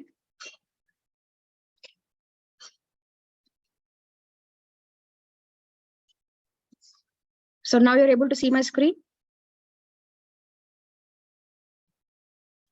Yes. Yeah, but you are on the key pair name window only. We couldn't The see same anything window, else. keep our name window. Okay, one second. How about now? Yes. Updated with the folder. Yes. So there is a folder called key pair which I have created, and I'll keep all my PEM files here. Okay, I'm also keeping this one here. Yeah, and I'll just save it. It downloads, and you can create a new key pair. You can choose an existing key pair. Means if you already have a key which is created for some other instance, you can use that key pair if you have in your machine. Okay, you can use the same one for a new instance. That means you need not create a key pair for every instance. You can use the same one. Maybe for prod, all my prod instances, one key pair. All my test environments, one key pair. Yes, it's up to you. Like for everything, you can create one. But of course, in security reasons, we don't use it. Okay. And there is a third option, which is proceed without a key pair. So proceeding without a key pair means you are saying to AWS that you don't need a key pair and you will not be connecting from your local machine. Okay. So of course, if we don't connect, how do we work? So that is not recommended, but it's still supported. Yeah. So I'll go with the key pair which we have created, which is 12th March.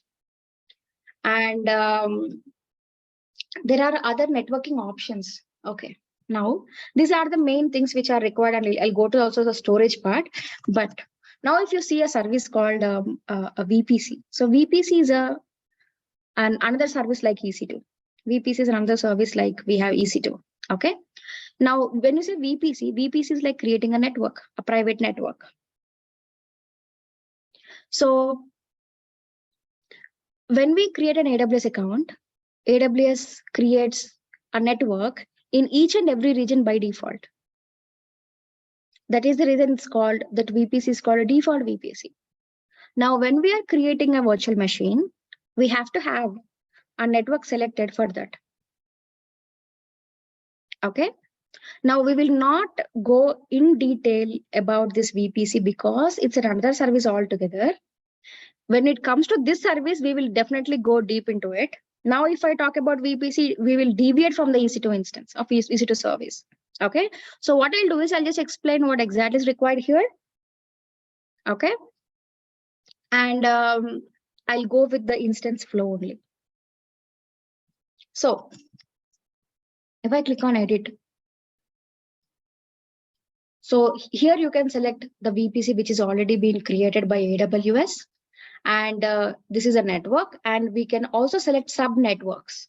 So there are 6 subnets created in each availability zone.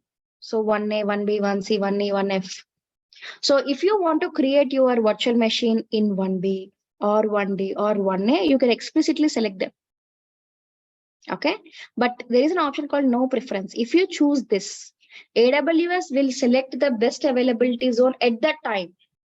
Now, for example, if I'm launching now, at this time, what is the best availability zone? It will select that availability zone.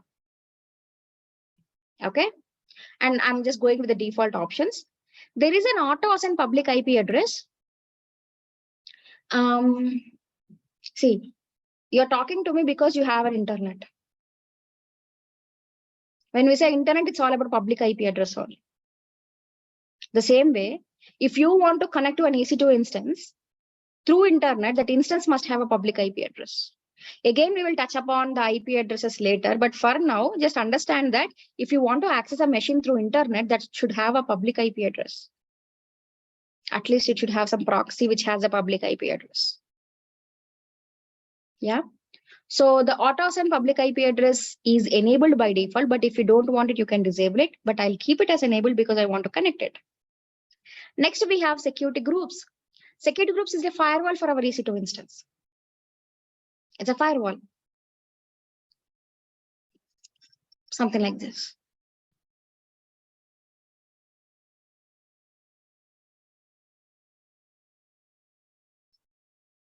Okay. So we can define who can access our EC2 instance, who can access our EC2 instance, through which protocol can be defined in the security groups. Okay. Now, when we say firewall, we can give a name. If we don't give any name, it will go with the default option, which is launch wizard. Okay. And we can also give some description, like what exactly is the server. So sorry, security group is for, you can write some sort of description. If you don't give it, as I said, it will go with the launch wizard. It's a default name and description. And here you would be adding the rules. Okay. So here you would be adding the rules. If you see, it's saying that the SH and this rule is already added. I didn't add, right? And this rule is saying that it has opened SSH type protocol. Okay. Now, why SSH? Because I have chosen a Linux operating system. Because I have chosen a Linux operating system, this protocol was open because I can connect to a Linux operating system only through this protocol. If I would have selected Windows, it would have opened RDP protocol for me. So for different operating systems, there will be a specific protocol which we need to use. Don't worry if you're not aware of this, you learn with the go. Okay. So AWS is smart enough to choose the right protocol according to the AMI which we have chosen. See, I didn't add, as I said, it just added automatically because obviously when we are launching, we will connect to it. So that is the reason the SSH protocol is opened. So SSH is a TCP type. It supports the port as 22. And here we would be defining the source. Who is the source? Means who can access? Anywhere means anyone can access it. Anyone can access my instance. Of course, they need to have a key pair, okay? Without that, they can't. So if they have a key pair, if I keep it as anywhere, they can connect. I can go for custom, like I can give only my client IP addresses. Only they will be able to access. Or I can also go for my IP. Means only my machine, okay, the one which I'm using, only my machine can access the EC2 instance. Okay, for demonstration, I'll keep it as anywhere. And for each rule, you can add a description also. Okay, but in real time, they would be very much specific to a source type like custom, and they will give only the client IP addresses. And we can add multiple rules, okay? So this is basically used to connect to an EC2 instance. But if this instance is having a database, I'll go for some database protocols. Okay, so it depends on, whatever the application you have. If the application is supporting a specific protocol, you can choose that one. Okay, for now, I'll just stick with SSH protocol. I'll remove the remaining one. If in case I need later, I will add it. Okay. I know. Is there a reason why you select anywhere in the source type instead of my IP? You can choose my IP also, Chitra, not a problem. No, yeah. So just to understand why you Yes, selected yes. anywhere, because No, there is no you're particular a, reason. yeah. No, dear. There is no particular reason. If I just keep it as anywhere, it will be open for everyone. Okay. So if it should be completely dedicated to you, you'll keep it as my IP only. So when you say open to everyone, what does it mean? Anyone This can, if instance, they have as long as they have your pair. If they have necessary details of instance, they can connect it. Okay. Yeah. Okay. Anupama, when we select my IP, is that we need to give only the IP address or No. something If you click on my IP will be published here. I don't want to show my IP address here. That is the reason I'm not selecting it. That's another reason. But if I just click on my IP, my IP address will be populated by AWS automatically. So our public IP will be populated there, right? Correct. Exactly. But as we do not have fixed public IPs on our laptop. So if we select our IP now and after some time we restart our system or maybe our terminal, so public IP will be different in that case, right? You may need to adjust this again if it is not changing. Okay, and again the question goes back to the instance type. At instance type, we selected public IP need to be created for our instance, and I suppose that my instance get restarted. So that public IP will remain same or will it change? It will change. Okay, in that, how to tackle that scenario? Yes, there is a concept called an elastic IP. So as I said, we will again touch upon the IP addresses. Oh, okay. Guys, Mohammed, please don't annotate. Okay, got it. Yeah. Thanks.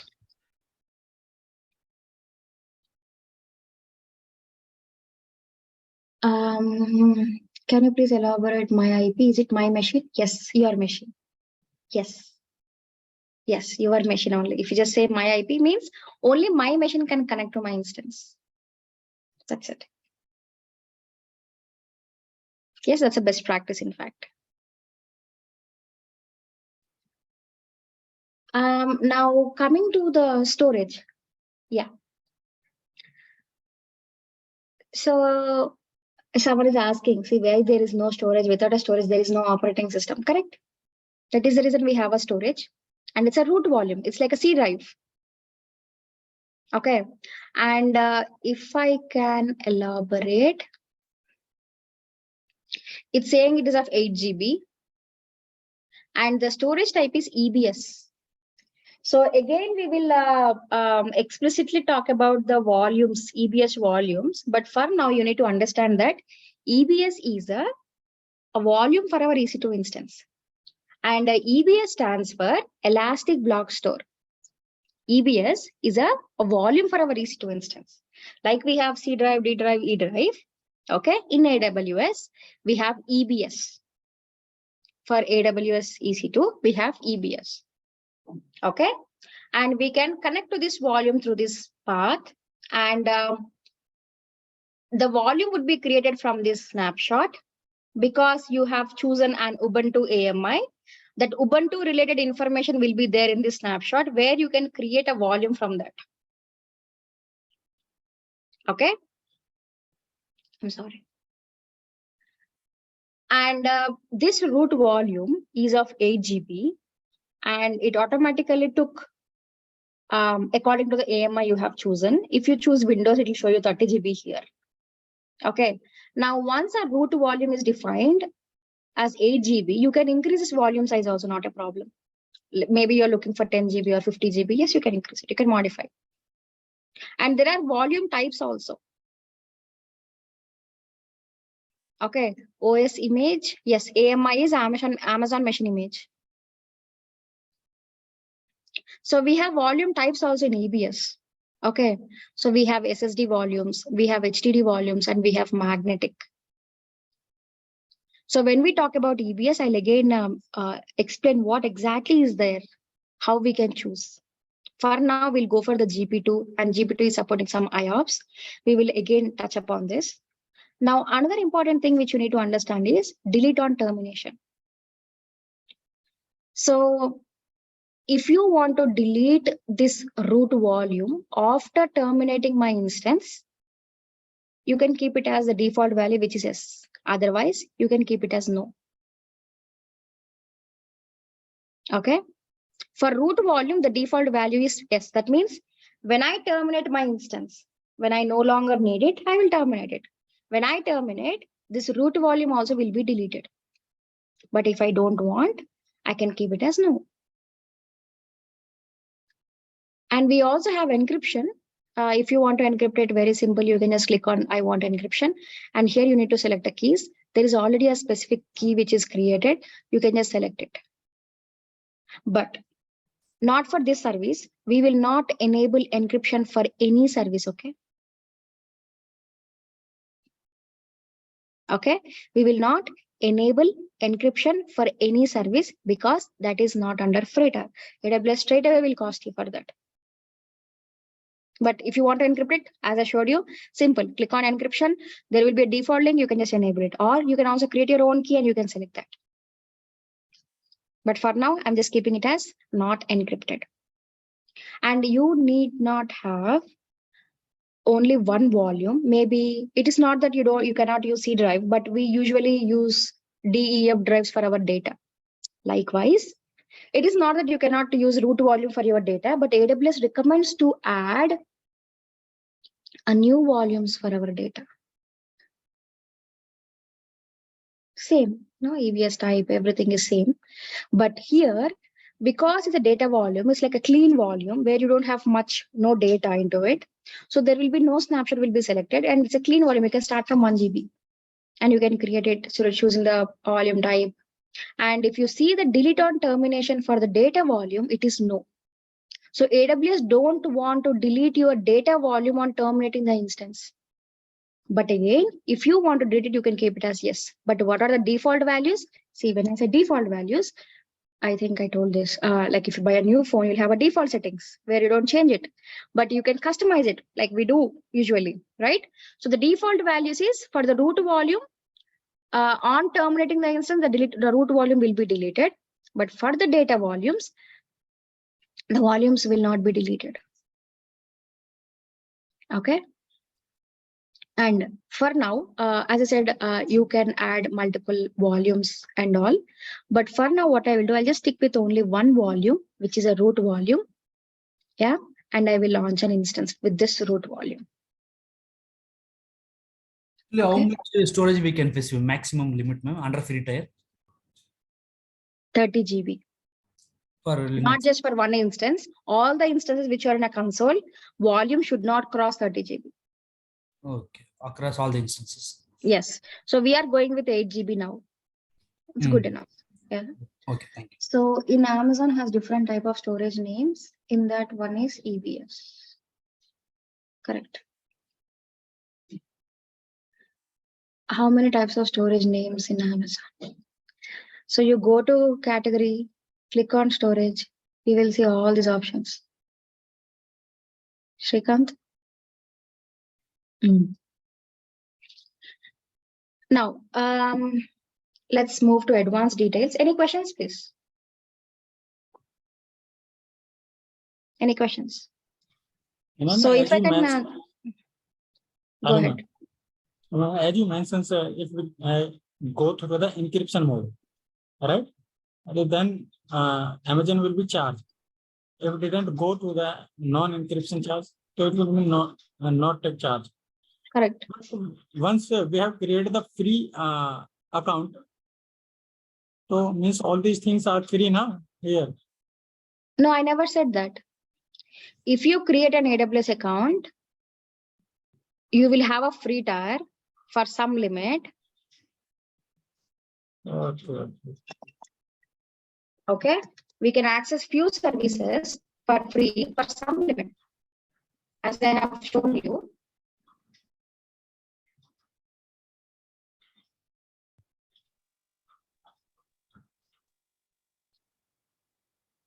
Your voice just went down. Is low now again? No. What about now? Now good? Yeah, it's good now. Thank you. So if you see here, under the free tier, a 12 months free, and they're explicitly giving few options. So when they say few things are free, doesn't mean that everything is in there free. See, how come they give for 1 year? Everyone will create a new account every year and they will shift, no?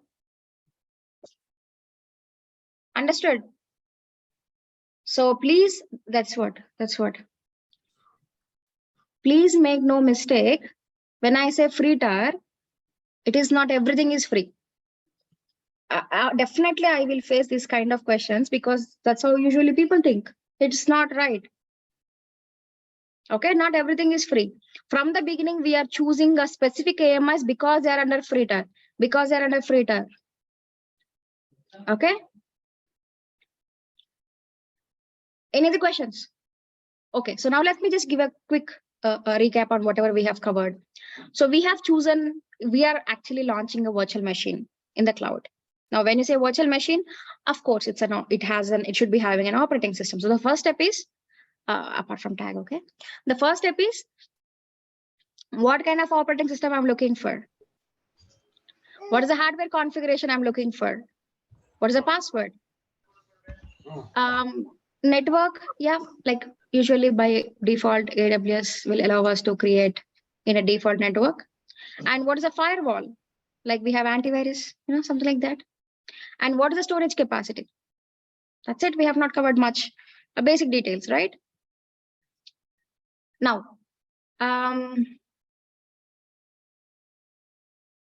let's move to advanced details. Shall we go for a break or shall I continue? What do you think?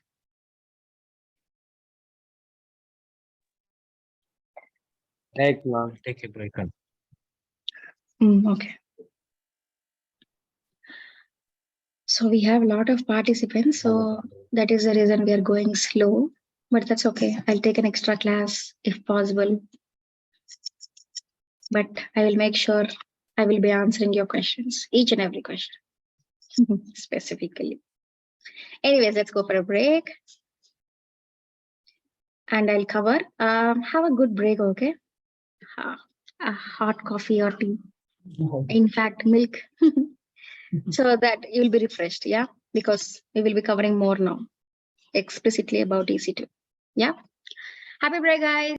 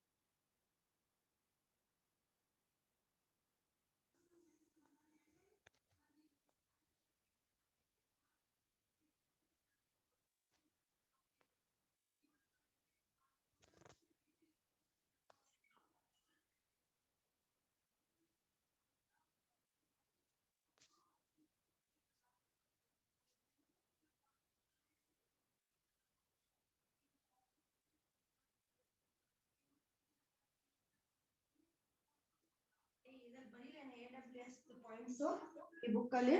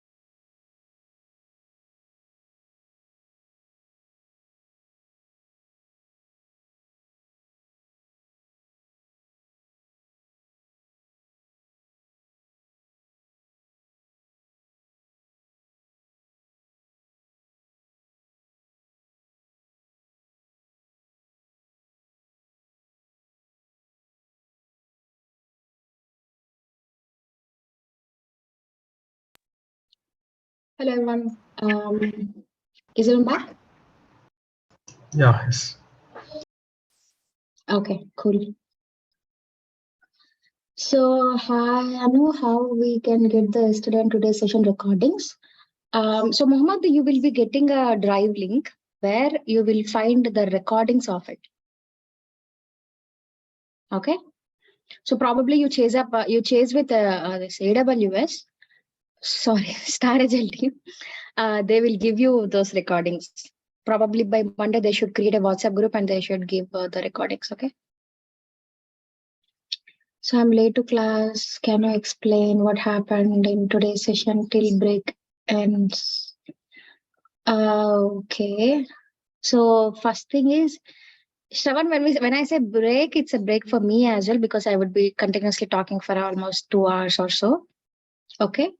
Now, if you can just ask me what we covered so far. We just tried to create an EC2 instance. Okay, at a higher level. We are still in the process. So we have different options to choose. If you are aware of already an EC2 instance, we have chosen what is an AMI. Okay.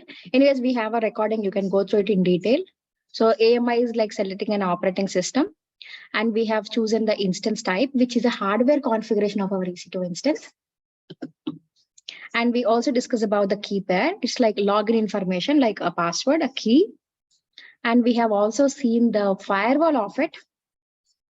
We will cover again networking later, as I said. So we also discuss about the firewall of an EC2 instance, which is called security groups, and also about the volumes. Okay, so when you say a machine, it hardly contains an operating system, the hardware configuration, the storage, if there is any login information, if you have any antivirus like firewalls. Okay. Now, let's go to advanced details and I will cover few of them, not all. For example, let me start from this, the shutdown behavior. Okay. So if you can see, you have a lot of options. I will definitely I'll not be covering all those things. It's not relevant at all. So I'll just explain what is required here. Yeah. Now let's talk about the shutdown behavior, which is having two options. But one is stop and another one is terminate.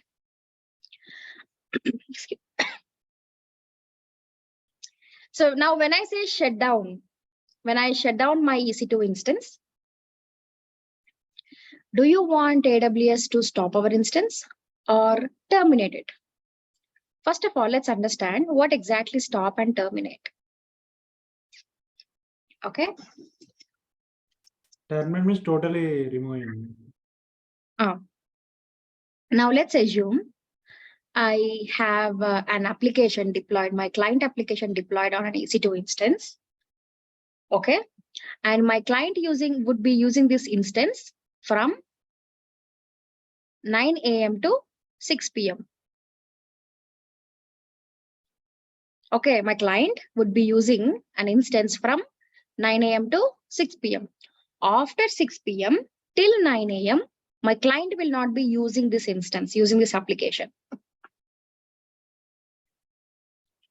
So in AWS cloud, what we can do is, whenever you are not using an instance for a certain period of time, we can stop our instance. Okay. So when you say stop, it means AWS will stop costing you for that instance, that running instance cost. Okay. But even if you stop your instance, the application, the volume which the instance is using,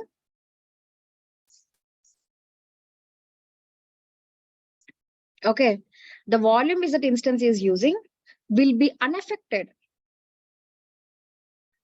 Okay, so there will be no impact. There will be no data loss. There will be no impact on your application. It is just that if you stop your instance, AWS will stop costing you for that instance. But your data will be unaffected. And whenever you want it, probably before 9 a.m., you can start your instance again so that AWS will start costing you for that instance. Okay, so we can stop our instance when you are not using an instance for a certain period of time, so that you can save the cost. You can save the instance running cost. Okay. Now, when you no longer need an EC2 instance, then we terminate it. When we terminate the instance, the application, if you want, even the volume can also be deleted. So you will terminate your instance when you no longer need an EC2 instance, and you cannot start a terminated instance. You cannot start a terminated instance. There is no way where you can start it. That's it. You're gone. It's gone. Of course, taking a backup is a different case, but if you terminate it, you cannot start an instance. But if you stop it, you can start it. Now, I hope you understand what is stop and terminate. So if you are temporarily not using an EC2 instance to save the cost, we can stop it. If you are not at all using an instance and you don't want it, you can terminate your instance. The stopped can start, but a terminated instance cannot be started. Ma'am, but Now, storage will be reserved after termination. So when you terminate your instance, if you want, you can delete your volume. If not, we can keep it. But Santosh, this is what we covered, right? Just before.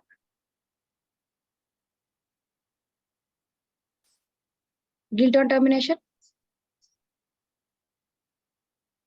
Okay. So again, if I create another new instance, I can attach this volume. Yes. So how many days we can keep? So if customer terminate the instance, so how many days we can keep that? Is there any Which one? Storage. Storage. Is there It's up any to you. Storage and data. Data? Yes, yes, yeah. No, there is no limit. You can keep it for any time. See, but please understand. Please understand. If you terminate your instance and this storage is of around 100 GB, let's assume. You will be getting charged for this volume. Okay. Okay. And how many days you want to keep it? How many days you want it? You keep it. Okay. AWS will not restrict you, will not say anything if you store your data. It's basically like a pen drive in the cloud. Regardless of whether it is connected to regardless of whether it is connected to an instance or it is not connected to an instance, we will get charged. Correct. Okay. Storage cost would be there. So as I said, under the free tier, you can go for 30 GB. All completely, in an EC2, in your account, in all regions combinedly, you cannot cross 30 GB. Okay. So just now we learned that if I create an EC2 instance and if I stop it, there will be no cost for instance running cost. So there will be no cost for running instances. So what I will also, so what if you think that, okay, I'll create 10 EC2 instances of Linux least scenario, I'll go for Linux and I'll stop all the instances. So will there be any cost? So definitely there will be no cost for the instance which is running. But if you take Linux, at least the root volume will be of 8 GB and there are 10 instances. I'm sorry, there are 10 instances. It will be of. So what is the free tier limit? 30 GB. Exactly. So you will get charged. So what I suggest is, because we are just starting with AWS, when you are not using an instance, just terminate it with all the volumes, everything. So when you are not using it, just terminate it. Why, Anupama, I will have only one EC2 instance. It will be of only 8 GB. I can keep it running, right? Or I will stop it when I'm not using it. Even though you are not using it, even though it's an 8 GB of it, just terminate it when you are not using it. Whenever you want it again, you launch it. Two advantages. One is when you are launching again, you will learn again how to launch an EC2 instance. You will go through the steps again, means practice.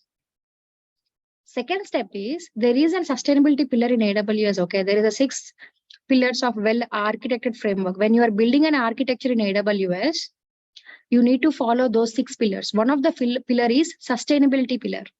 So sustainability is all about what is the impact of your workloads on the planet Earth in the environment. So if you're having an EC2 instance and if you're not using it, what is the point of keeping it? Even if it is stopped, volume is there, no? Volume will be in some hardware, right? So definitely you will not see any cost, but it doesn't mean that you're not making any impact. So to save our Earth, we can terminate the instance and you can launch whenever you want it. I'll explicitly talk about those pillars when it comes to those slides, but for now, please terminate your instance when you're not using it. Okay. Now, when I shut down my instance, I want AWS to stop it or terminate it? I'll go for stop. I don't want to terminate everything. Okay. Now, next we have stop hibernate. Let's see, I have a question. So called nothing comes for free. If everything comes for free, we don't give any value to that. Okay. We like expensive things, right? So now I just said that when you stop your instance, AWS will stop costing you for that instance. And the data which is in that instance will not get affected, like the volume. But when your instance is running, it has some sort of memory. Okay. When you stop your instance, the memory which the instance is using will be deleted, will be lost. What is memory? You take your phone, you open WhatsApp, you open LinkedIn, and then Facebook, and then Instagram. Now, if you want to go back to WhatsApp again, will you go to apps and then you open again? No, right? You will just long press on a screen where you will see recently visited applications, and then from there you will go to WhatsApp. Where that information is storing? When you just say long press, how come you're seeing all this? Or where it is storing all the recently visited one? It is storing in the memory, RAM. Okay. So if you switch off your phone and switch on, and if you try to long press on the screen, will you see those applications? No. But is it affecting your data? No, I'll just go to apps. And then I will use my I'll use my apps by going to the particular applications and then explicitly I'll click on it. The same way, when your instance is running, obviously the application to load and all, it will use some sort of memory, RAM. Now, when you stop your instance, the RAM which the instance is using will be deleted, will be lost. Of course, it doesn't impact any application, but maybe when I start my instance, if there are any batch processing which are running, any batches which are running, if there are any process which are running already, they might quit and you may need to manually start them, or you can automate it by writing some script. Okay. So if you don't want to manually or if you don't want to automate it, what you can do is you can go and enable the stop hibernate.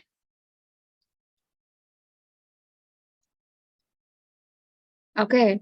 So the stop hibernate, when you go for stop hibernate instead of stop, the RAM, the memory which instance is using, will be stored to the volume.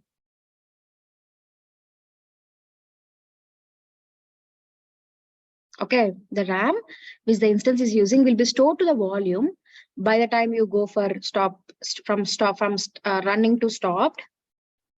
Okay. And when you start your instance again from the stop, hibernate, when you start your instance again, the RAM which the EBS volume is storing will be loaded back to the memory so that the application will run or will start where it got stopped or will resume. Okay, it's like this. Let's assume you are watching an OTT, watching a movie in OTT, like in Hotstar or in Prime. Suddenly it's 7 p.m. and there is a class of mine.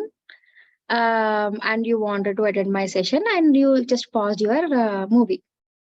So probably again, in the next morning, you may have time to watch the movie. So when you just click on continue, watch now. So if it is starting, if it is like resuming from where you have stopped, that means it is hibernating, means it is storing that information like where you have stopped. But if it is starting from the beginning, that means it is not hibernating. It is not storing any of your previous information. So maybe you need to navigate till here and then you need to watch from here.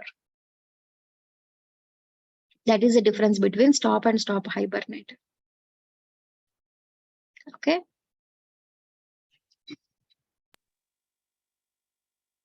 Madam, hibernate is for temporary purpose?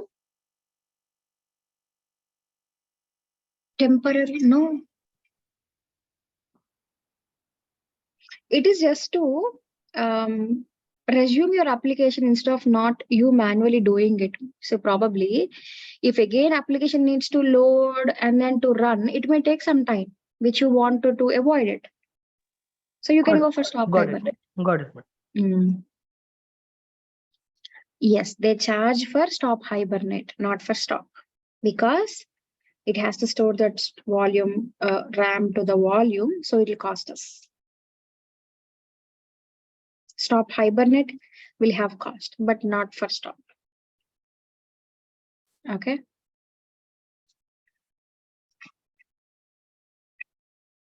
Next, we have a termination protection.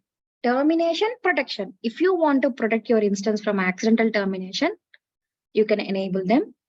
Otherwise, you can disable it or you can just leave it as I'm doing it. See, guys, I'm just explaining those options, but I'm not explicitly selecting them. It's not required, okay? But I want you to know that there is an option called stop, there is an option called terminate, okay?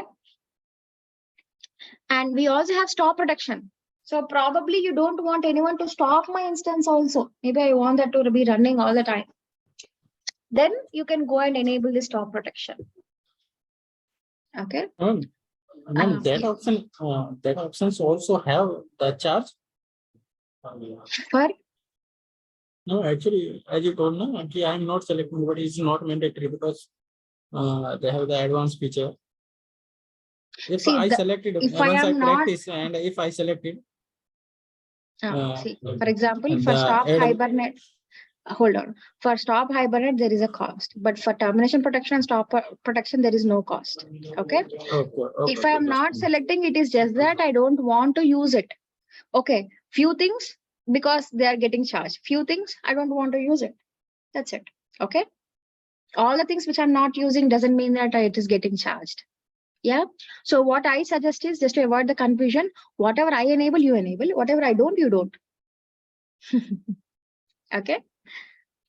How can I know that it is whether it is these options are charged or not charged? You cannot know it. I'm just asking where can we find it actually? You are experienced so that you are telling that this should be charged. Correct. So you will not know it over a period of time while you are experimenting only you will know. Anywhere it is mentioned somewhere like that? No. See, in the documentation, you will see it, but explicitly, if you want to specifically search for that, straight away, you don't get it for all the options. No. You share some link, right? In that document, it will be there now. So, as I said, as I was saying now, you will not see the cost of each and every option in the documentation. Okay.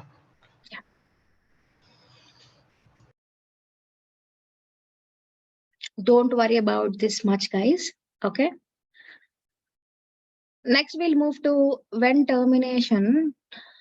hope my data is safe, but to safeguard of my data, they might charge.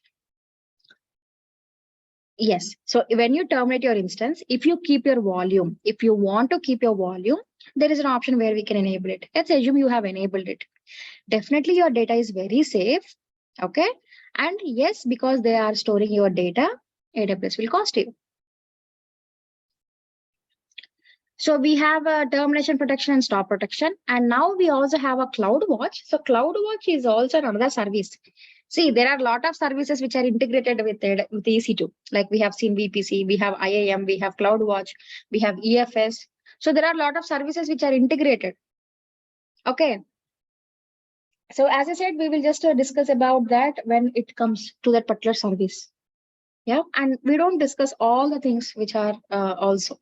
So what are important? Yes, we will discuss. Yeah. So now coming to the CloudWatch, it's a monitoring service. It's like a watchman. Like that. Okay. So what this CloudWatch will do, it will see internally what is the CPU of the EC2 instance, whether that instance is running fine or not. This CloudWatch will watch it, will monitor it in simple terms. It's a monitoring service. Okay. You means we can check. You means we can check or check the status of the EC instance here. So in CloudWatch, we have two types of monitoring. One is basic monitoring, one is detailed monitoring or enhanced monitoring. Now, basic monitoring is free of charge, like by enabling while you create an EC2 instance, for example, it will create some checks, like it will do some sort of, gather some sort of metrics. Yeah. And they will monitor for free. For every 5 minutes for free. Like for every 5 minutes, it will check what is the status of your EC2 instances for few things, and it will create some graph. Okay. But if you go for detailed monitoring, it will check for every minute to second. Okay. So something like this. If your EC2 instance over a period of time, let's take your CPU. So it might create a graph for every 5 minutes, something like this. So, and it will create like this, something like this. Okay, so for every 5 minutes, it is marking it. This is basic. But if you go for detail, like within that, what are all things which are changing? So maybe from here to here, maybe it is changing like this. So each and every second, or sorry, a minute to a second will be captured. That is detailed. So if you are going for a critical application where you wanted to monitor each and every second to minute, how it is progressing, very important for my reports or whatever, then you can go for enhanced monitoring. This is free of cost, and this will charge us cost associated with it. Okay. Ma'am, hello, ma'am. Yeah. We can see only the CPU utilization here. Yeah, all these components like as a CPU, RAM, and other. Not everything will be visible. Not everything will be visible. There are few metrics which will be supported by CloudWatch. Those only will be visible. Okay. We will also see what are all the things which will be visible once we launch an instance. Yeah. Yeah. So I don't want to go for any other options. Placement groups we will see in the slides. Okay. And the last one which I want to show is the user data. So the user data is if you want to automate your instance with some commands, like before my instance is ready, I want to execute few commands. Okay. Then what you can do is you can write, like maybe I want to update my instance every time, like as soon as I launch it. So I can just give some sort of commands here so that by the time my instance is ready, it will execute those commands. It's like an automation. It's like a bash script. Yeah. And of course, there is a, you can install some sort of simple packages as well. So we will not be using this now, but we will see it in the project too. Okay. So with all these options, I launch my instance. Let me see, I have some messages in the chat. Termination, correct termination means deleting machine permanently. Performance of the instance utilization, we can check in CloudWatch, right? Utilization, yes. Availability, no. Availability, you can see straight away in the instance only. Okay. Now with these options, CloudWatch again we will cover, don't worry. So with these options, I'm just launching an instance. Yeah. An AMI, a T2 micro. See, only the related information was there in the subnet. Okay.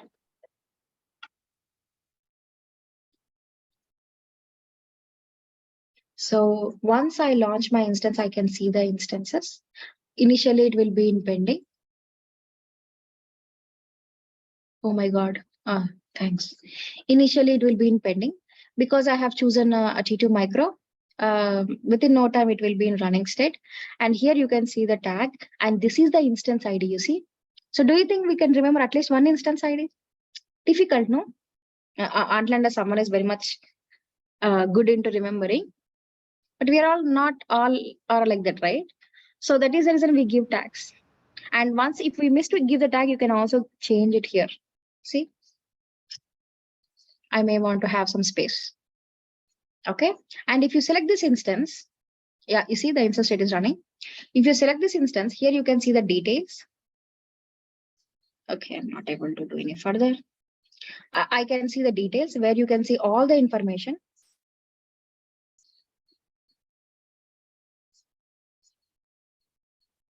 Oh, let's try this. Okay. Not good, right? I'm comfortable here only. Anyways, so you can see the details like the instance ID, the public IP address, private IP address, the instance state. You will see a lot of information, okay? So that the T2 micro, whether it's there or not, in which network you have created, the subnet ID, the AMI which you have chosen, all the information. Okay, so general information about the EC2 instance will be seen under the details. And under the security, you will see the security group which you have selected, the rules which you have enabled and all. And networking, you will see the VPC, like networking details, like which VPC, the IP addresses which you have enabled. Okay. And in the storage, you will see the volume, the root volume, which is in here, which is created. And the status checks, see, if you can see here, there is status checks. And status check is basically when you launch an EC2 instance, okay, by default, the AWS will check two status checks. One is system status check and other one is instance status check. So system status check is when you launch an instance, whether the hardware where the instance is there is good enough to handle. That is system status check. Instance status check is whether once it is created, is it fine or is there any kind of issues? So it will do two checks. Okay. So if you can see here, they are fine. They have passed. Okay. Yeah, you should be seeing something like this. So 2 by 2 checks passed. And the last one, sorry, the but one is the monitoring, the CloudWatch one. Okay, I'm not able to see, but if you can scroll down, you will see the CPU utilization, the status checks, and network in and out, the network packets in and out, the disk reads and writes. So these are the few of the metrics the CloudWatch will gather of the EC2 instance. Okay, and finally, we have tags. So I have added one tag, but if I want to add another tag, sorry? Can you close that on your download console? That down your PEM file you downloaded, right? That console, can you close? I wanted to open it from here, so that's fine. It's the last one. I'm sorry. Screen Yeah. is small, right? So Yes, I'll get I big. completely agree. It will expand. Okay, anyways, let me do that. So finally, the tags where you can see the names which you have given or more information about an instance, and you can add more tags also.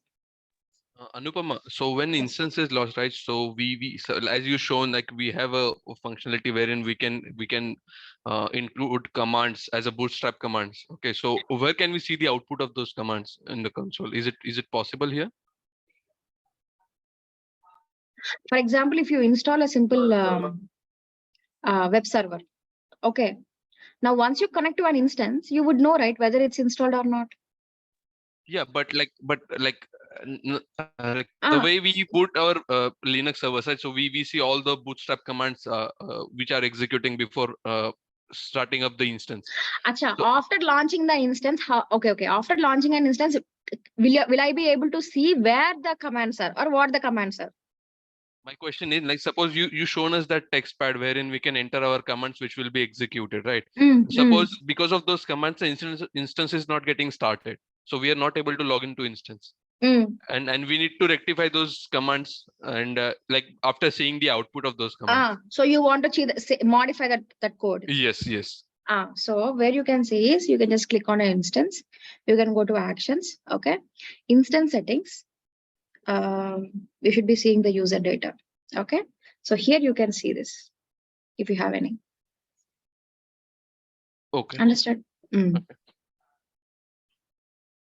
One more doubt.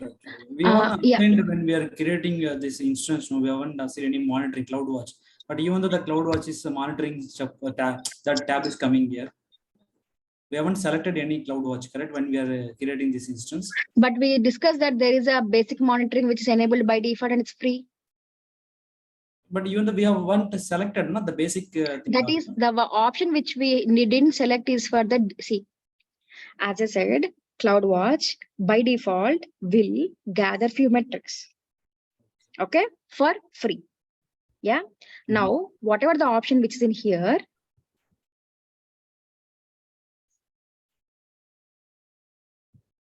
is a detailed monitoring where it will cost us. Okay.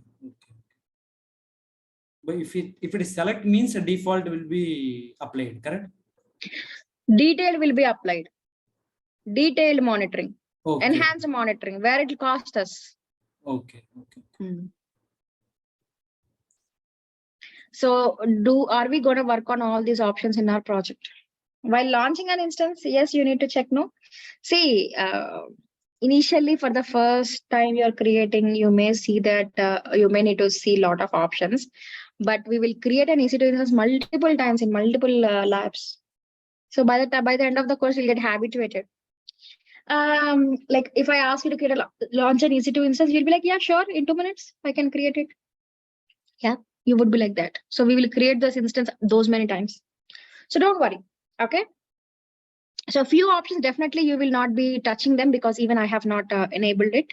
The only few options can be an AMI, the instance type, the security group, the key pair, the volumes. That's it. Okay, Ashish? Yes, ma'am. Got it. Cool. Now that we launch an instance, yeah. Any other questions? I'll just go to the next step.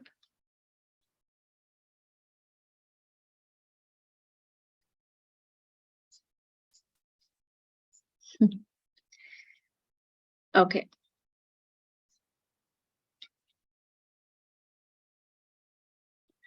Now that we launch an instance, we will connect to this instance. I'll show you how, etc. I'll connect to this instance. Once I connect to this instance, I'll install a simple web server. Web server means if I want to access this EC2 instance from a web browser, like a Google Chrome or a Mozilla, okay? So I need to have a web server on that server, on that instance. Okay, so I'll install it just to check how this EC2 instance is working by taking the public IP address of the instance and keeping in the browser. For example, if I have a Facebook application, assume I have a Facebook application. Do you access the Facebook application with IP address? No, we create domain name.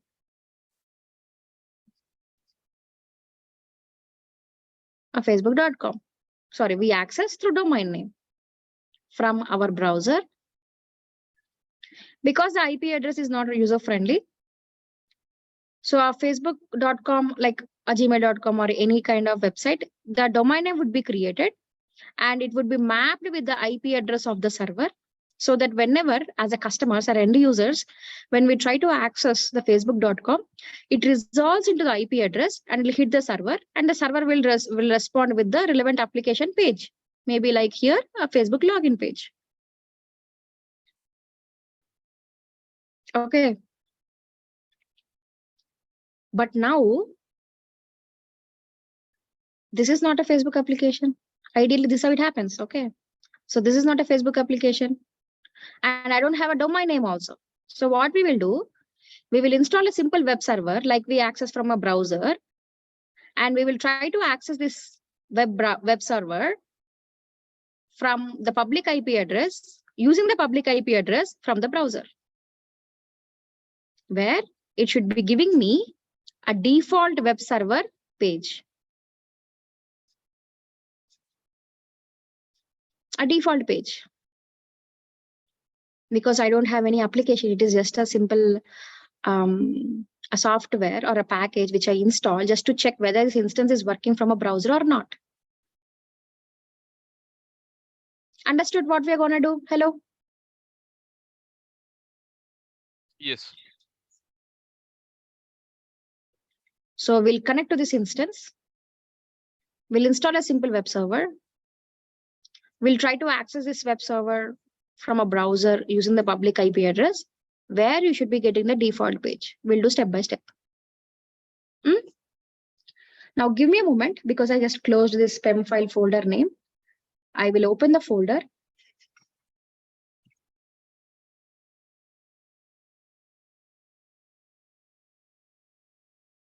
Where I have my PEM files, and I will share my screen.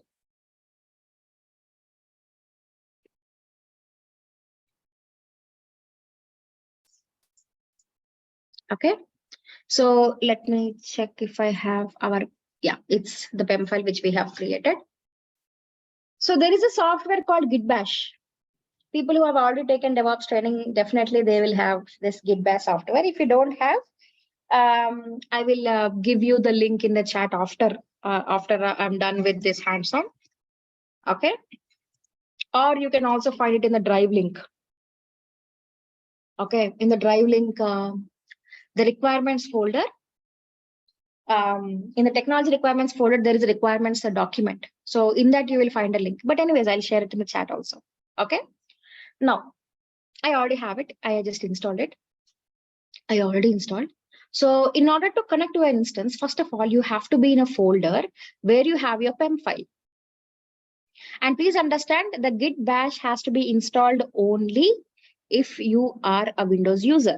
If your operating system is either Mac or Linux, you don't need to have any Git Bash software. Okay, it is just a simple tool where it is used to connect to an instance. Okay, but you can use Can't we use PowerShell. Putty? Can't we use Putty here? you can use whatever you're comfortable with. I don't mind. Okay, Oh, okay. you can use whatever you're comfortable with if you are aware of it. Yes, I'm just giving that freedom. The only thing which I want is I want you to connect to that instance in whichever way. Okay, but ideally I will be using a Git Bash for that. Okay, guys, please store the drive link somewhere. Now, please don't go and check that drive link where it is and all. Please hold on. Now let's see how to connect and all, because these steps are important. Okay, I'll tell you. After my explanation, you will be doing in the session, in the class. I'll create a breakout rooms and you will be doing it. So concentration is much needed.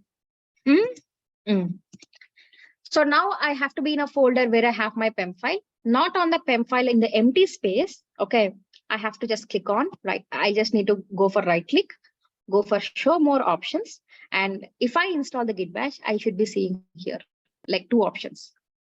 Okay, so first of all, I have to be in a folder where I have my PEM file, but not clicking on the PEM file. On an empty space, nothing should be selected. On an empty space, right click and go to more options. And here you will see Git Bash here.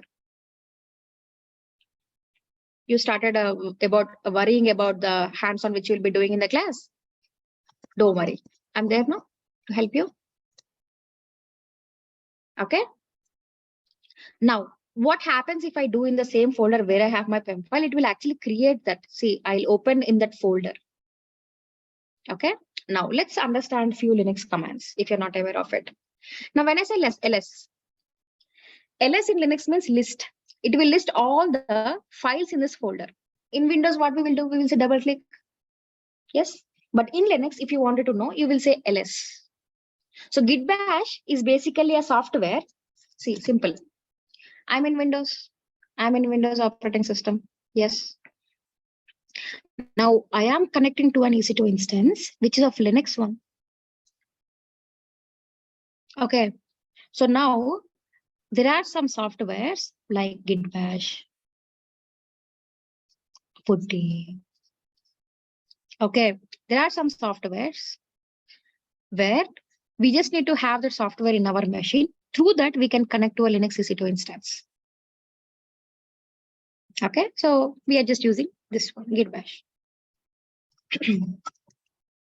So now, before I connect to an instance, if I just click on ls, use the command ls-l.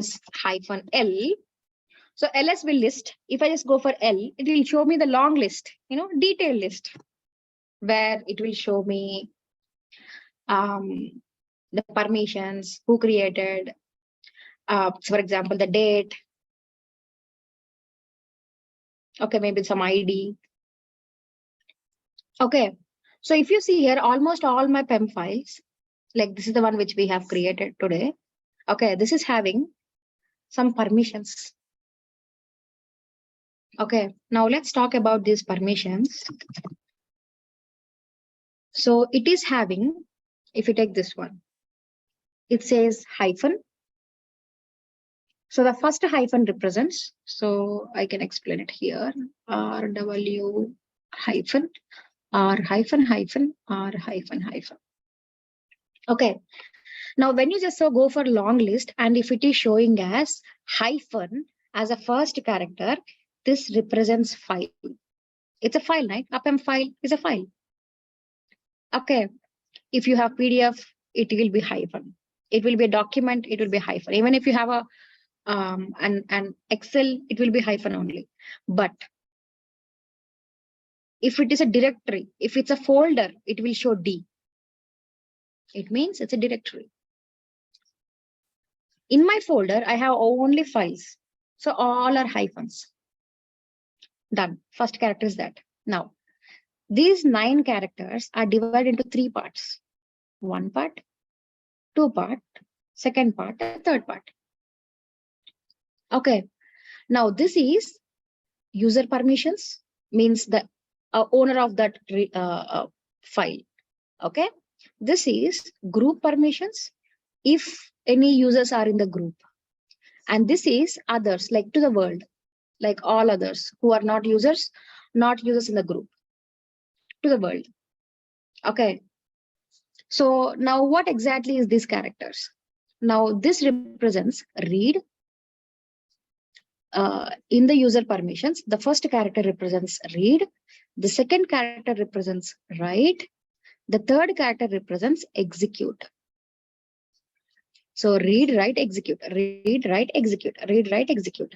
So whether the user is having read permissions, is having write permissions, is having execute permissions, what about the group, what about others, we can see the permissions here, simple. Now, if you see here, the group and others are having only read permissions, but whereas for the user is having read permissions, write permissions also. Now, if you see other PEM files, except this, almost all other PEM files are having only read permissions. Because if you want to connect to an EC2 instance using a PEM file, we have to have only read permissions. If you want to connect to an instance, that PEM file or the keeper file should have only read permissions. But by default, it has write permissions also. Now, what we will do, we will change this permission, simple. Okay. So how do we do it? The command is chmod So guys, this commands you will find it in the document which is in the drive link. Okay, if you wanted to write, you can write it, but if you don't want to, it's also fine. Yeah. So the command goes this way: chmod 400 the PEM file. Now what is this 400? So 4 means read. So first character is, or the first digit is user permissions. The second digit is group permissions. The third digit is others permission. Okay. Now for the user, 4 means read. And for group and others, I'm not giving any permissions explicitly. Okay. Now I'm modifying the user permissions as read only. So if I execute this command, and if I search for that PEM file explicitly, you see now this is having only read because I just modified it. Okay.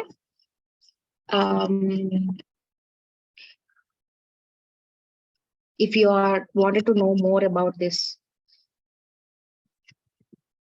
permissions, okay, there is some links in the internet.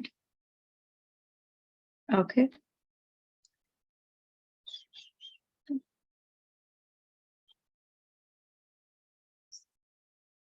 Yeah, so this is good.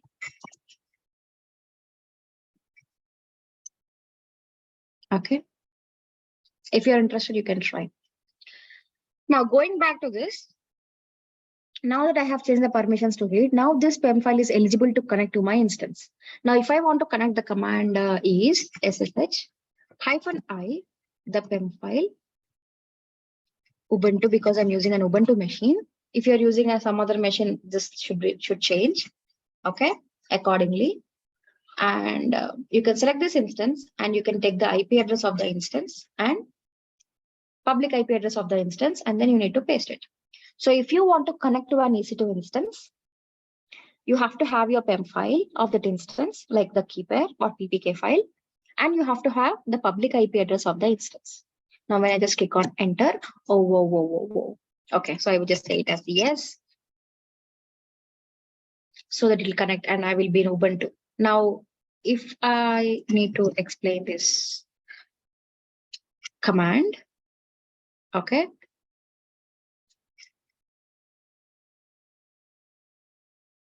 this command, okay. Now, when I say SSH, this is the protocol which I'm using. Okay. I am SSH into, okay, into the EC2 instance, which of Ubuntu as a username, and I'm logging into an Ubuntu machine using the public IP address, identifying the PEM file. Okay, by identifying the PEM file, I am connecting to an EC2 instance of Ubuntu with a username as Ubuntu. Okay, so I will be giving the EC2 instance IP address and the PEM file of it. As the IP don't address ask any mentioned password. here, Without the password, how you are connecting? This is what you are given, right? This is the key. Okay. So I don't give this PEM file. Will you be able to connect to my instance? You have my public IP address. For example, if we raise the instance, now we want to release to other users, then other users will how they will be connecting this instance, like using the PEM file only or any other method, any other method? So first of all, you're talking about Linux or Windows? No, Linux only I'm talking. For example, you're aware of Linux, Kamala Kanan? Yeah. Little bit. In Linux, you can create users. Yes, correct. Users will have their own kind of credentials. Why they need to have this PEM file? They can use there directly. They can connect. Of course, yes. They They'll have limited permissions. They'll have limited permissions. The person who is using the PEM file have complete control over it. Okay. Okay. Can you show one? Create one user and try to log in the new user. Kamala Kanan, please understand, this is not Linux machine. This is not Linux class, right? No, but I will definitely give you resources that I can help you. Okay. How to create a user in Linux.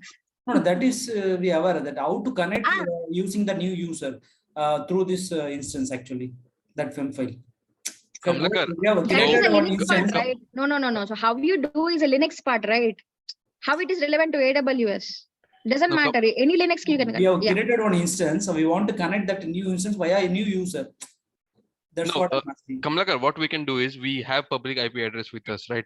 The new user would be created in Linux. Okay, you will have its password with you and a public IP address of that machine. Just open PuTTY session, enter IP address, public IP address in the server field and your username, and it will Okay. prompt you for password. That's all. Okay, no need You to, can- use that PEM file, correct, on that time? No, you don't need a PEM key file. Yes. Thank you. But but you have to do some changes in SSH config file, because if you type public IP, it will not allow you to pop up even password also. Guys, that is a Linux part. Okay. This is how you actually work on Linux machines. What needs to be then how to connect to it. See, Kamlakanan, whether it's an AWS EC2 Linux machine or any Linux machine, the process is same.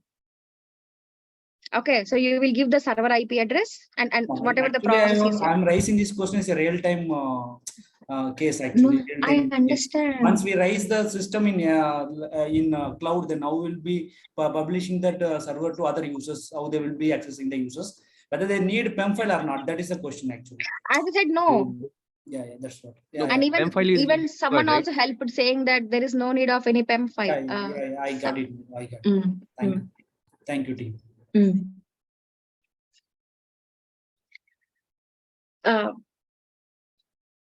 So once you give your whatever the command it is here, okay, so we will be connected to an Ubuntu machine, and you can clearly see that we are in Ubuntu. Okay, now successfully we connected to an EC2 instance. Okay, and now the second part is installing a simple web server on the EC2 instance. Okay, but before we install it, I wanted to run a mandate command, which is sudo apt get update. Okay, so sudo means I'm taking the root permissions and I am updating my machine. So when I just run this command, it will update all my packages, existing packages which are in the Ubuntu to a latest version. And the apt-get is a package management tool which I would be using it to install any packages, to update or upgrade anything. Because I am in Ubuntu, my package management tool is apt-get.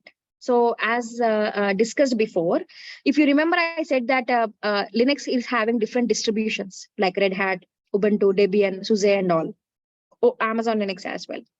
Now, there are different distros. For example, Debian family will use apt-get. Ubuntu will use apt-get. If you take Red Hat or Amazon Linux, they use yum here to update or upgrade. So each distro will have their own kind of package management tool to install or update or upgrade. That's how they differ from other operating systems. Okay, so we are in Ubuntu, so I'm using apt-get. If you are into Red Hat, you will be using yum. And Amazon Linux, you will be using yum, because Amazon Linux is a derivative from Red Hat again. Branches. Okay, so let me update this, a sudo apt-get update. Yes, any questions? From where it's getting these updates? Like, is it a common directory, or can we configure that, or how? Common command, yes, it's an Ubuntu. No, I'm saying the packages has to be available somewhere, right? For that OS. So that's I'm asking. Yes, there will be some predefined packages, right? We can't choose that. We only get to update it from wherever it's available. Correct. So see, obviously you will see the application. When you open internet, it will directly upload update from the net actually, directly from internet. So is it something like binding those packages to our environment, or is it updating it? Are we saying what ma, can you repeat this question? No, you're saying, see, as I didn't remember the name who asked this. So as soon as you connect to Ubuntu, the instance is new and you have pulled the latest version of Ubuntu. And why are we doing this step first, updating all the packages? So what happens is, I have taken the latest version only. But there are few packages which will be untouched. I have to wake them. Okay, by updating it. Now, if I don't do this, my instance will not work as it should be. That is the reason I said it's a mandate command. It's a mandatory. Right. Okay. Okay. But updates actually in Ubuntu, any Linux, every few days, new updates will come. If you're updating this command, doesn't mean that is going to do full changes. What will happen? It will sync from this machine to their repository server, and it will make sure all the links and latest package are is set, but it's not installed. To upgrade, to means to face that all the latest version, you have to run another command, that is upgrade. I see. Okay. Okay. And also, can I ask some silly questions? Maybe I missed something, Anu, when you do the initial command. Can I go back now, or I can ask later? No. Go ahead. Go ahead. This is where you run SSH command. So you are saying you give the PEM file, and then you give username and the public IP address, right? Correct. So where do you get that username and public IP address? So because I'm using an Ubuntu operating system, okay, so I should be knowing this username, or I can also, if I click on connect, I will see the username here. I will see the public IP address. You will anyways installing those, downloading those PEM file, that PEM file, right? And you can also get that public IP address here also. Yeah, so we didn't view your PEM file actually, right? Yeah, so these information even will be available in the downloaded version. That's what you mean? So the PEM file has to be downloaded while launching an instance, okay? If you don't download or if you don't enable this PEM file for that instance, you cannot connect it. So PEM file is mandated to connect to an instance from like Git Bash or from your local machine. And one more point, PEM file doesn't contain username information. Everything is encrypted in that file. It's a key pair actually. Okay. Oh, yeah. So what are we doing? That file we are just giving it in the command. So remotely it is. See, we are not just giving it, is just that we are identifying it. We are saying that this is the key. Authenticating you by submitting that file to the server. Okay. Okay. Because you didn't open the file and tell us what is in. So I'm like, okay, I can understand now. This is an encrypted file and it's used for the authentication. Yeah. All right. Okay. It's passwordless authentication. It basically uses the public key and the private key. Both of them have been compared, and in authorization, it will allow you to log in. So you don't have to use the password. That's all. Understood. For passwordless authentication, we are using. Amazon has the public key, na? So it compares and it verifies using RSA algorithm. Understood. Yes, Thanks, Santosh. yes. Yeah. Right. Perfect. Now, let me just address few questions. Why PEM file should have only read permissions? Because I'll show you. Now that you asked the question, and Chitra also raised that, see, Anupama, you didn't show me the PEM file, but so you connected. That's okay. Now, because why? Just kidding. So the reason is, let me show you how a PEM file look like inside.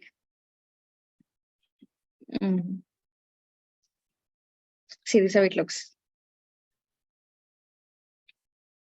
Okay, now even there is no point of opening this file because anyways we don't understand. First point. Yeah. Agree. Second thing is why we need read permissions only because if someone is just changing one letter, if they have write permissions, what will happen? You cannot connect. Change the key. Yeah. It doesn't validate. So that is the reason we have to have the read permissions. Whoever is asking the question. Okay. No, that's not logically sounds good. Yeah. See, you are the owner. You are using this file for authentication, and on top you are just reducing your role, isn't it? Read write is the permission you have, but you're overwriting how I that modified with the read. Permissions, how I made it to read. Can't I make it as write again?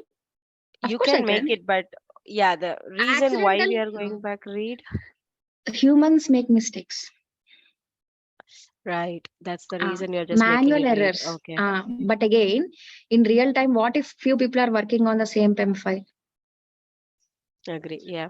They will blame each other. Hey, no, you did, I didn't do, you did. Kind of, because that's how it is. But if you change the permissions, even if they try, they cannot. Right. Yeah, agree.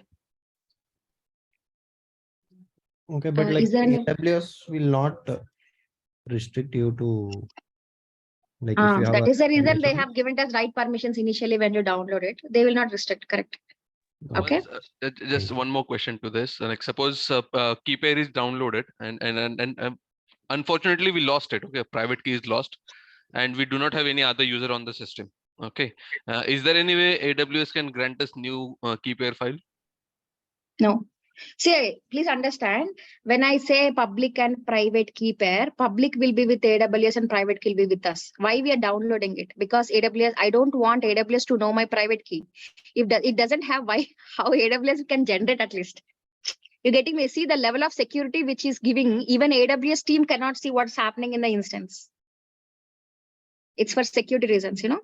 So at some layer only they can see what's happening, and beyond that they can't even see what is running, what the data which is there.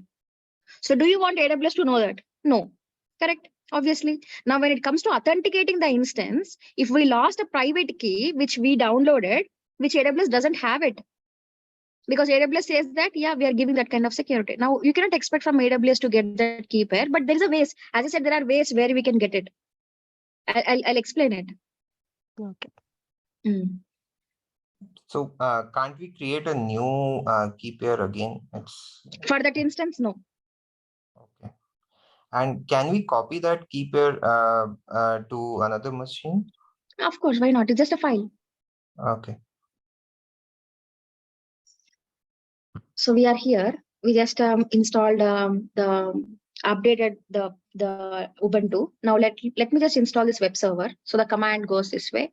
So we just say sudo apt-get install Apache. So Apache is basically a simple web server name. Okay. And again, I'm using sudo apt-get, the package management tool, to install a simple web server, a package, which is Apache 2. Okay. Now when I just click on it, it'll ask, do you want to continue? Yes. Enter.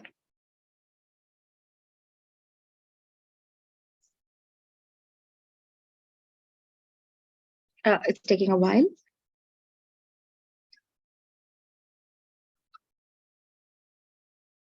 Now, once it is ready, now what is the next step? Taking the public IP address and keeping in the browser.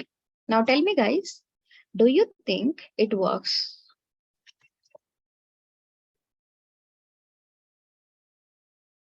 Our port opens for our web server.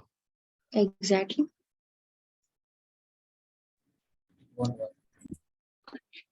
Which port? If you can specify it.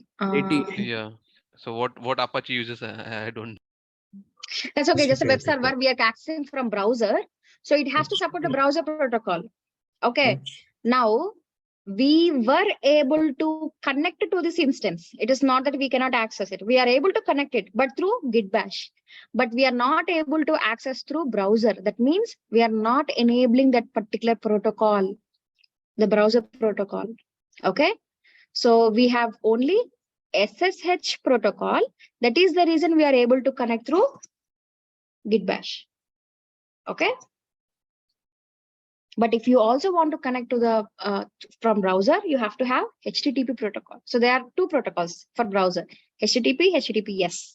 But for HTTPS, we need a lot of like TLS or SL certificate, which we don't have. So we are just going with HTTP for demonstration. Yeah. Now, how to change or how to add a protocol? You just need to go to security. You can just click on the security group, which it is already there.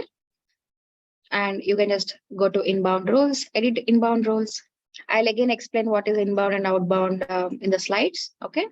For now, I'm just adding HTTP, source as anywhere, save. Now, how much time it will take to reflect? It's almost immediate. Okay. Now, not only now, so not only me, even you can access this Ubuntu. Can you please check? I have kept the IP address in the browser, in the chat. I'm sorry. And please confirm me. Yes, it's okay. Okay, so now that we are able to access this instance from a browser. Okay. Now, a few things, guys. Yeah, it's very much good that we were discussing a lot of things, but I always want to not to get deviated from this topic.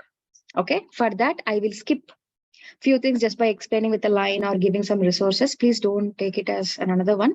But if you explicitly want to talk again, you can message me and then I can give a detailed information, or again, I'll provide you some sort of resources if I have not given in the class. Okay, but I definitely want to stick with the syllabus, and then I wanted to explain within the scope only. Yeah, so like time limits, and I'll definitely take this to Star Agile regarding the number of participants. So because there are a lot of participants also, we are having a lot of discussion. I mean, that's good. That's good. But apart from AWS, any other concepts, I'll definitely skip it. Okay. I mean, I'm not pointing out anyone. I hope you understand. Okay. So any questions, please?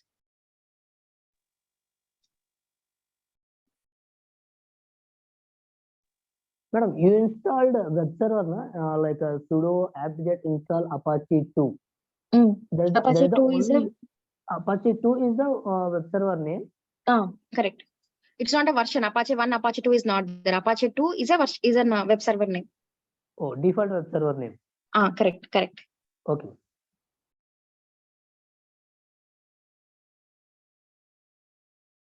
So, yeah, the public IP address what you used, Anupama, to connect. So, is it coming from the availability zone? So this is the IP address where you are hitting the instance, isn't it? So you're asking where that public IP address came from? Yeah. So this will be assigned by AWS when we launch an EC2 instance, and when we enable an IP address, when we enable the public IP address explicitly, okay, AWS will assign an IP address for us, a public IP address for us. So will that address change to everyone? Say, for example, if That I is take and I unique will in the create world. a You right. and I will not have same. Anyone in the world will not have the IP address which I'm having now. Okay. Unique. Because it is Public- internet. No, see, passport. If you take passport, not two people having the same passport ID or number. The public IP is like same phone number. Right. Yeah. Yes, it can be like that as well. Understood. So if this is a Windows machine, do we directly connect it to the RDP, or like how does that work? That is your homework. How would I leave you without homework this week? So the homework is, I want you to create a Windows instance. Creating Windows instance is not that, it's not a rocket science, okay? I have shown you how to connect to, how to create a Linux instance. It is just that you select a Windows AMI, okay? But the challenge here is, how do you connect to that instance? And I don't want anyone to help, please. Please explore yourself. See, the reason why I do this, because now that I am explaining and you will be doing it, you see the recording and you will do it. Every time you may follow, or you have a recording. But what if in future, if you face a scenario where I have not explained maybe other service and you don't know how to explore? I don't spoon feed my learners. No. So I'll make them ready for any scenarios which comes in future. Now, if you practice how to explore in internet, okay, later, if you are facing anything, you anyways know. See, now I can help you, now I'll give homework. Now, if you're facing anything, I can give some hints. No, do this, do that. Now you would understand. Now your brain will get habituated to these kind of things, self-exploring about AWS. And later, if you face anything, it will be easy for you. It will not be difficult. You believe me, it's the best practice. So you want us to create Windows AMI and also wanted to launch the similar pattern of web server. Correct. In the web page. Okay. Anupama, just one question. You have created an inbound rule and security group only, or outbound is also? I just added inbound role only. Yeah. So my website, I'm not able to open that public address. So I've created a HTTP rule. You have your instance. Yeah. You have an instance already before, or you created with me? I created with you right now. Just after you told, I have created and You're not able to access it? Good. I'll not help you. I told you not to do it with me. You're not able to connect it. You have changed the security groups to HTTP. You added HTTP. yeah. So No problem. I'll help you. Don't worry. Don't worry. Now that definitely I'll fix Rahul. Just a few minutes. Okay. Sure. What I will do is I'll create a breakout rooms for you. You know what is breakout room? Yeah. So breakout rooms is dividing the whole group into smaller groups. Okay. And it will be a separate room for you. And of course, I can see what you guys are doing it as a host. Yeah. And you will be working in teams. Maybe one person will be sharing, another person will be discussing and giving inputs. And also others also will be doing with that person and completing the task. In this way, guys can work in groups and I can easily monitor, okay, what's happening. If you do it here, okay, if you do it in the main session, like everyone will have their own kind of questions and then it becomes chaos. Okay. So we'll create groups and then I'll allow you to do it. Okay. Now I have few questions. Let me answer that and I will create the rooms. So if I want to add another user to access my EC2 VM with limited access, how can I do it? So Sachin, if it is a Windows or Linux or a Mac, you can create users within that operating system and you can give permissions whatever they want it. Okay. Now, if you want to share the key pair and then you want to give limited permissions, you have a service called IAM where you can give limited permissions to that. That is also possible. So we will talk about IAM. At that time, you can give only read permissions. You can give only write permissions. Only, again, even write also, I want to limit in that also. Yes, you can do that. It is possible. So let me cover that IAM. So you will understand. Now, Rohit, also address, I have received only DevOps certificate from Storage.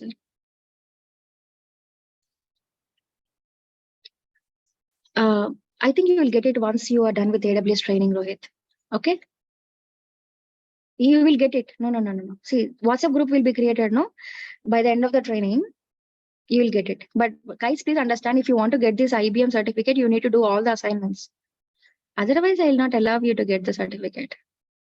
That I will do. See, if you're expecting full support from me, of course, I'll expect also something from you. Yes, like your assignments, one of it, your learning. That's how I usually say my learners will stand out, when compared to others. Okay. Now they are not even responding to. See, guys, this is Sunday. Okay, today is Sunday, and you see the time. They will respond. Don't worry. They don't do like that. Okay, I've been training in Star Agile from more than like 1.5 years. Every month I take a batch. Okay, I completely agree whatever you faced, but they are not that whatever you are thinking it. Okay, they would respond. Yeah.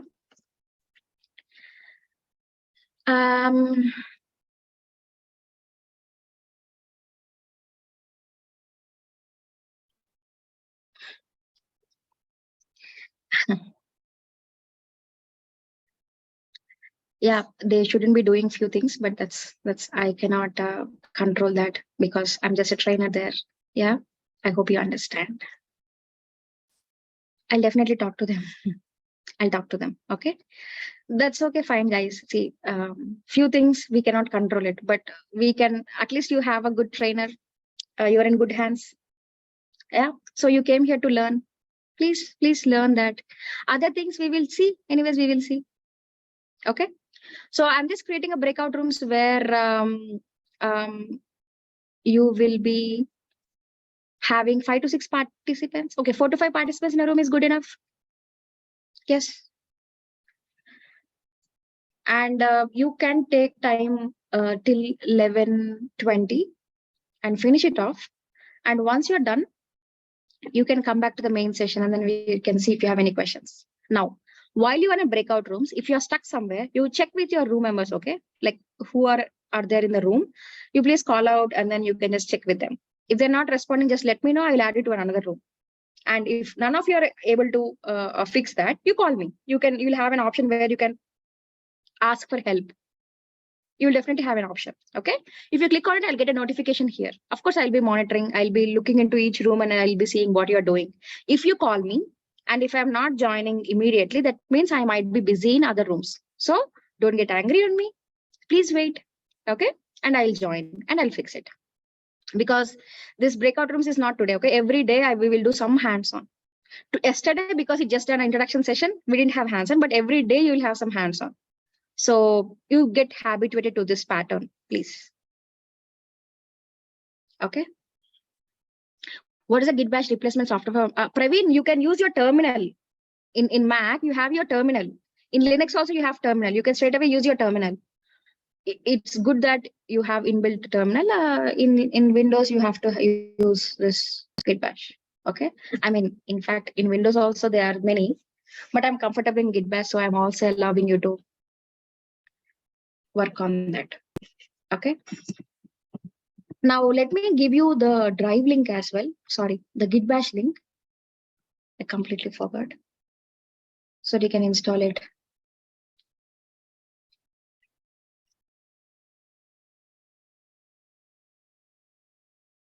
You know what? By this time, I will complete all the EC2 hands-on. I mean, by this session. So when I say complete, we just completed only part of the EC2 lab. Okay. Definitely it's not your mistake because we have a lot of participants. So I ask for extending the class. That's a different case altogether. Okay. So please bear with me. Yeah. So I just kept the link in the chat. You can just click on that and then install the Git bash and then you can work. So please copy it right now. In few seconds, like in 5 seconds, I will open the rooms. I hope you don't have any other questions. So only just we had to set up and just connect and show. That's it, right? Yes. So whatever I did, launching an EC2 instance. So open your drive link. Open your drive link and open the lab 1. Okay. You will see the commands and the instructions. Those assignments will be understood only by my learners. No one will understand. If you have not listened to my class, you don't understand. Okay. So they are very at a higher level. I don't want to give step by step. Okay. If I give step by step, there is no point of you doing an assignments and all. Okay. So if you just straight away go to this page. Okay. So how to do it? In the third page. Okay. It's in the third page. So create an EC2 instance. Ubuntu, if you're interested, you can go for other one. So previously it is a 7-step flow, but now you have 7 steps in a single page. Okay. So once you create an EC2 instance, SSH into the EC2 instance. If you want to SSH, you have to have the commands like changing the permissions and connecting into it. Okay. Now, once you connect, you need to install a simple web server called Apache.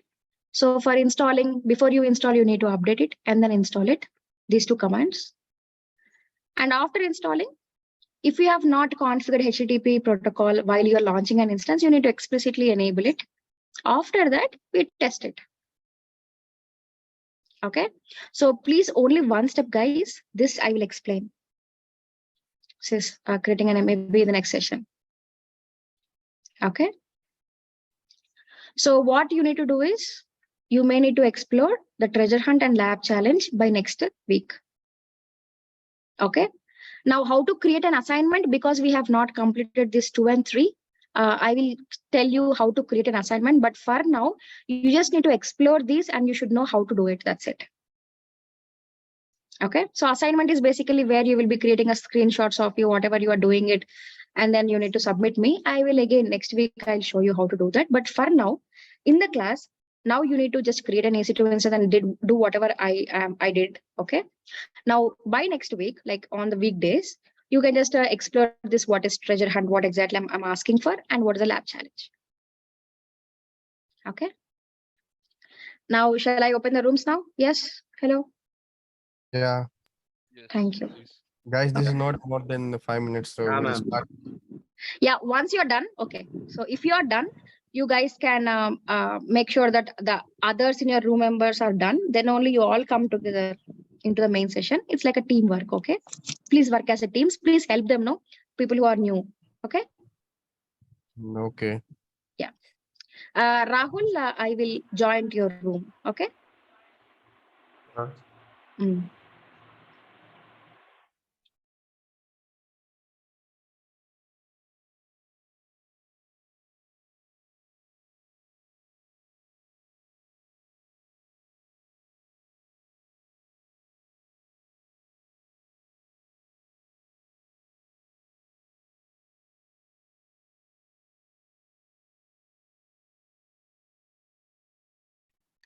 Rohit, can you please join to your room?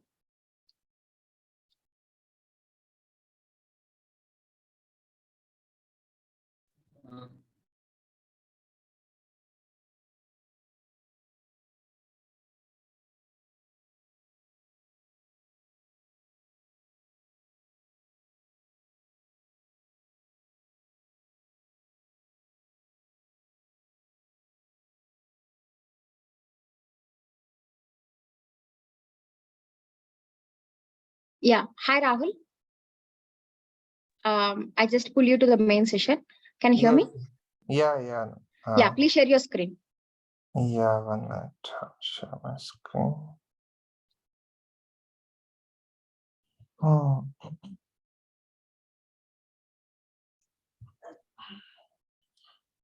So I'm just installing Git Bash right now. I didn't install Git Bash. I was doing it from Putty. So That's okay. It doesn't matter. Even if you do it from Putty, it should work. Don't yeah. worry. So please try to. So the update and all things were done properly. Everything was running quite well. No problem. Give me the control. Sure. So this is my office laptop, and I think maybe VPN or something. It's this this session got. 1 second. You cannot close. Shoot. Oh shit. Okay. Okay. Please open again.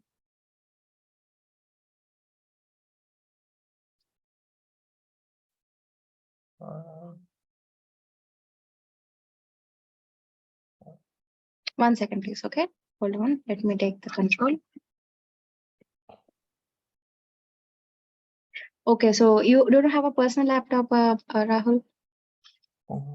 no, right now I don't have. Okay. Fine. If it is not allowing us, it will be like, I don't think you can continue doing it because. Okay. No, you cannot do any hands-on, Oh, that's what. So I have a VDI, virtual desktop, where I think we can do. No. Why don't you disconnect from? Oh, it's working now. Yeah, it's working. I don't know. I think there is a magic you suggest. It was not working before, so I think That's fine. That's fine. yeah. Now, I'll just add you to the room. Please check, Yes, no? Like if everyone is done, you can help them, okay? Sure. Yeah, thanks. Thank you. Yeah. Oh, okay. So I think there's an option where you can go to your room. I don't have any option. Can you please check? Join room, join meeting room. Nothing. Breakout rooms, I think. Join breakout room. Breakout room only. Perfect. Muhammad Anis Khan, you came to main session? What's up? Sorry, ma'am. You are in the main session. So I added you to a room. You came out of it. Can you please join back? Oh, yeah, ma'am. Yeah, yes, you can add it again. I don't have any option. Once I added, I cannot do it again. So can you please check? You should be having an option. Join breakout room. There is no option, ma'am, actually. No. See, it will be there. Please check, no?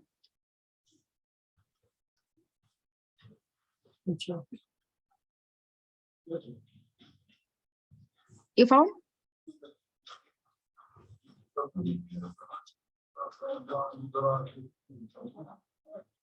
Not yet, ma'am.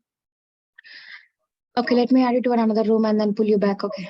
1 second. Let me add you to another room there. Say not the same room. Okay. Okay.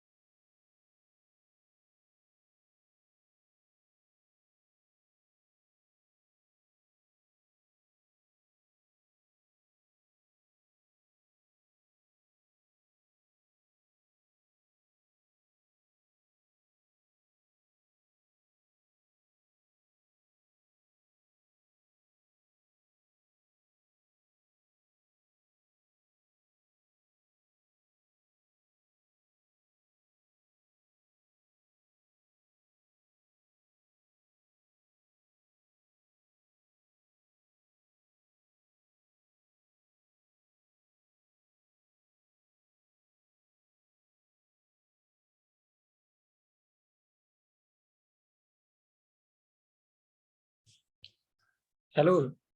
Hello, Santosh. Hello. Hello, Rohit.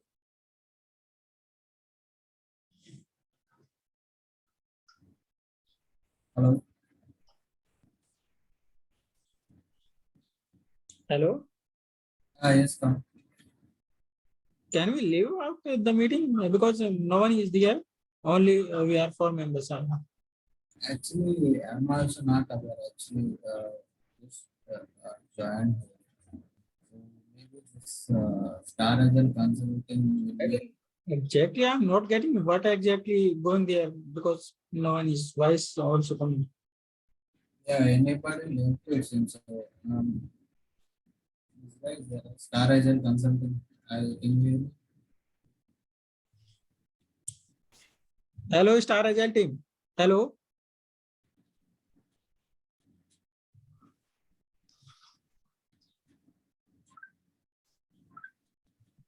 hello Star Agile. Can you hear us?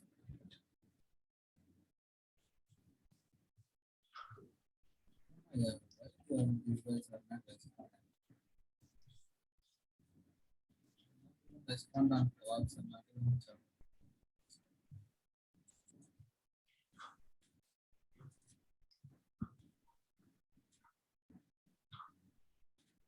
I think actually they have created the room. Not created, but at least this guy let us know, right, what is happening over there.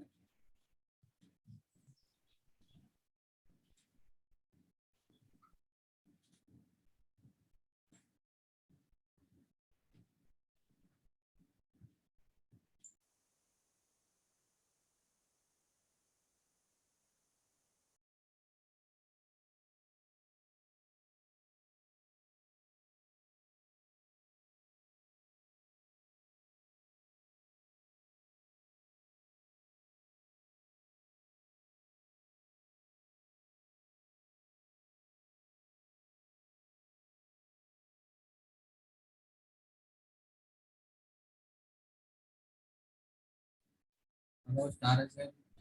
Can we stay here or can we leave for the day?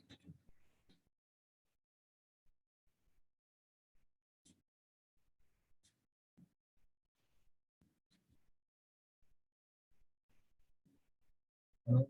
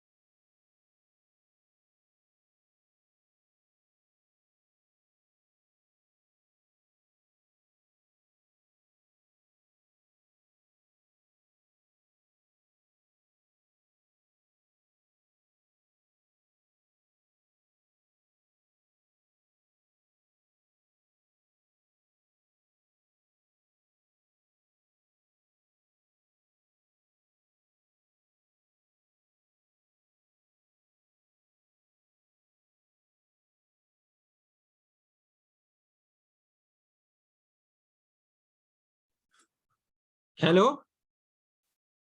Star Agile team. Hello?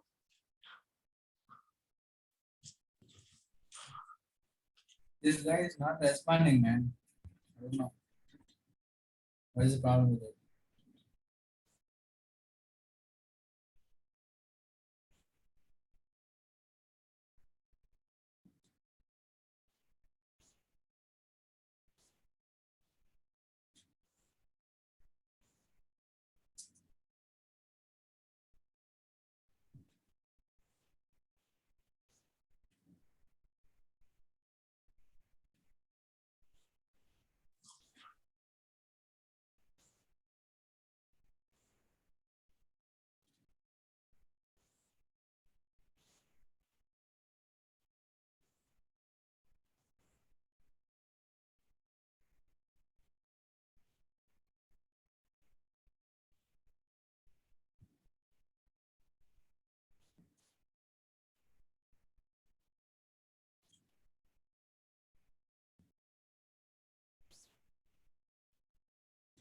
Star Agile.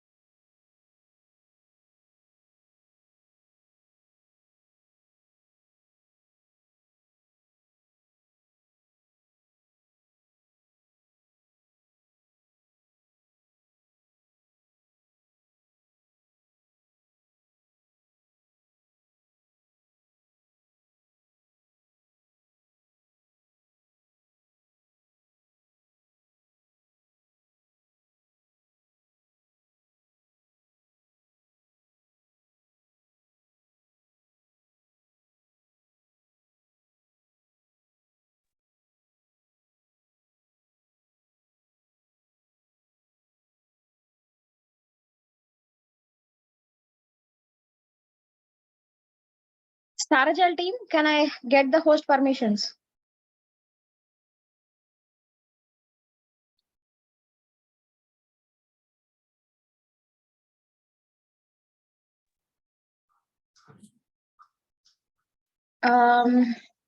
Star Agile team, someone from there, please give me host permissions.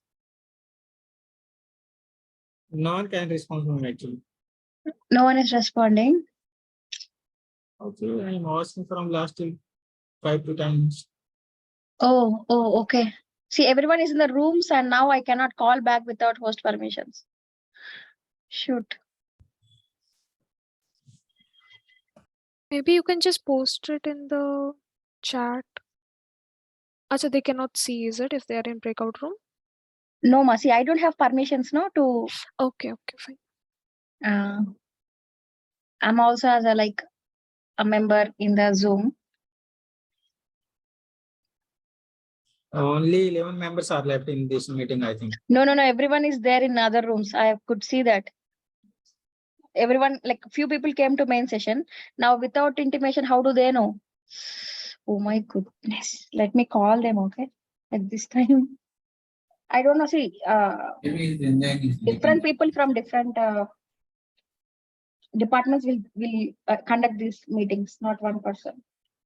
So I'll just call whoever I know.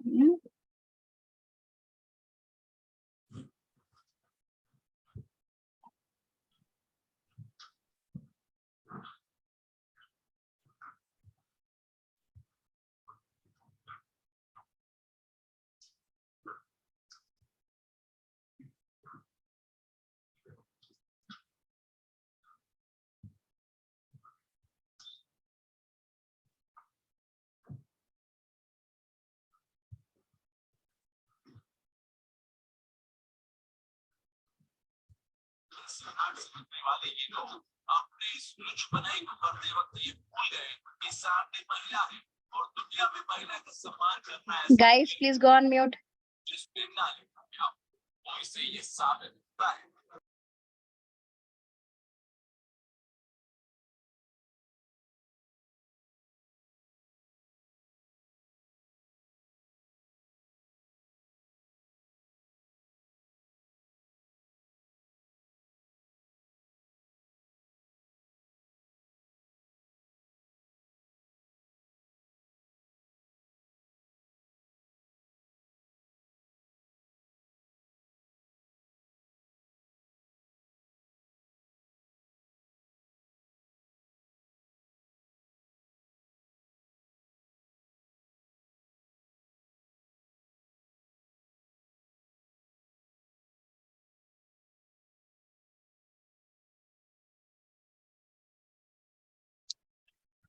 Guys, people who are done can leave the call. Okay, I just got the host permissions and then I'm just pulling everyone. So who are completed, please go for terminate your instance. Yeah, we have done. So if you are terminated, you're good to go. And I hope you remember what things to be done by next week. Sure, we need to create Windows RDP, right? Yes. Cool. Okay.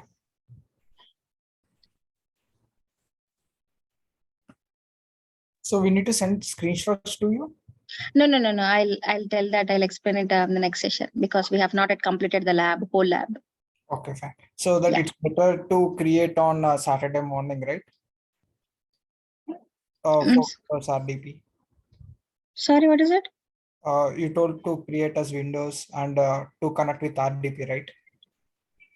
Yeah, not Saturday. You can try it on any day on weekdays, Okay. and then you can terminate it again so that you will not incur any charges or it will not be running. Okay, got it. Yeah. Now on next Saturday, I will show you how to create an assignment. At that time, you need to do it again, and then you keep a screenshots. But there is a way where you need to create an assignment, so I'll show it in the next session. Okay. Got it. Perfect. Guys, people who have done, please go for cleanup. Please terminate your instance, and you're good to leave. Thank you so much. Okay. Yeah. And people who are having issues, you can just let me know if you have any questions. Not able to connect to it instance. Yes, Anupama. Actually, I was not able to connect through my local. I'm using Mac machine. Okay, but I was able to use the AWS terminal. Through that, I'm able to do everything. But when I was trying to connect through my Mac by using Mac terminal, I was not able to do it. It was giving the back permission error. Yeah, you have not given permission, I think so. That's why. I did already. I think, Can you guys, share your Mac screen? users. Yes, One second, please. Yeah, it's already 11 Because cross 11:30. Hold on. So Because I'm Mac also using users, Mac. I think you need to give permissions for I that did. particular application because there is also another user who is having that issue. I did already, ma'am. Yeah, that's what I'm telling. I'm also using Mac. So if you share me, we can do it in 1 minute. Okay, I can share. Fine. There it is.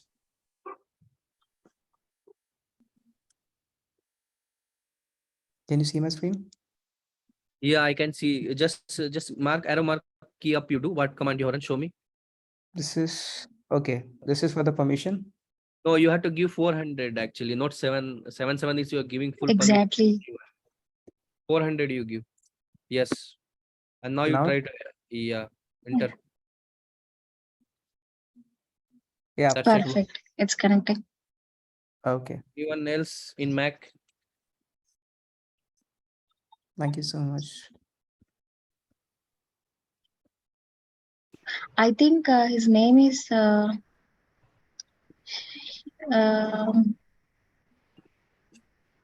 think he left. Okay. No. He left the call. I mean, No, not you, Ashish. Someone else is also having an issue in Mac machine. So I'm just trying to. Yeah.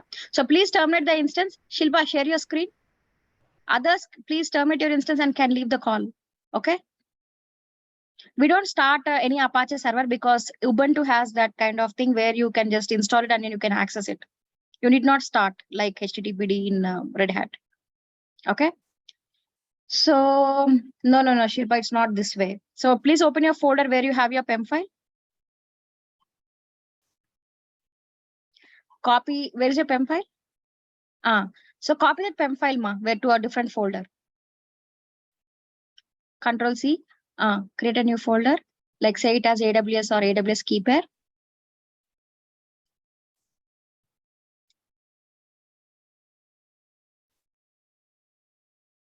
Open that. Now right click, not on the PEM file, on empty space, right click, show more options, the last one. Click on git bash here. The second one. Now you try to run the commands. chmod, whatever the commands you have given. You'll do it, Shilpa. You are on mute, if it is. Okay. I'm not actually familiar with this. I need some help. Give me the control then. Let her type na, you just guide. What is your PEM file name? I don't remember. 1 second. You That's tab. okay, fine. One Ubuntu, second. Ubuntu PEM 2. Yeah. If you give tab, it will take automatically. Just tab So you. when I take the control, you please don't touch the screen, okay? Okay.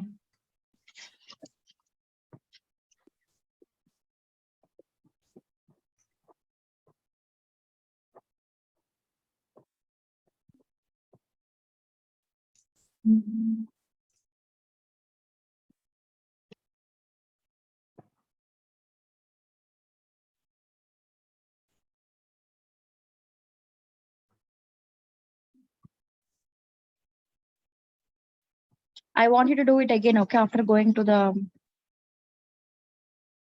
getting the recording. Yes, ma? Okay. Sure. So sudo apt update. I'm just doing it because we have no time. Yes. Okay, we are overflowing this time. Yeah, I just want to fix it and then I want to check other people. Yeah. So it's just taking time. And in that meanwhile, okay, sudo apt-get install Apache 2. So let it run. I'll check the security groups. By the time that Apache is installing, HTTP perfect. Now, once it is installed, you can go to details, take the public IP address, and you can keep it in the browser. Yes, perfect. Okay, Shilpa. Please Okay, terminate thank your you. instance. I can also do that for you. Select the instance state, terminate instance. Okay. Madam, I'm having issue just launching the box itself. It's failing. Yeah. 1 second, please. Guys who are done can leave the call, please. Who are not done, so when you terminate your instance, it will be there in terminated state for a couple of hours. Okay, don't worry about it, Sachin. Okay, you're good. Who is having the issue? Please share your screen. 1 second. Yeah, thank you, guys. See you the next week. Oh my God. Yeah, have a great week ahead. So, what is the issue, Santosh? Madam, I'm not able to like launch the. It's actually failing. No, what is that? Launch what? Launch Authentication failure. connecting to an EC2 instance. Yeah. Through git bash. Yes. The same one you have tried in Putty and then. Yes. You only, okay. So Red Hat. Yeah. Previously also it's Red Hat. Yeah, that was Red Hat only. Yeah, yes. I also face the same issue, Red Hat. Please share that git bash. Okay. It's here.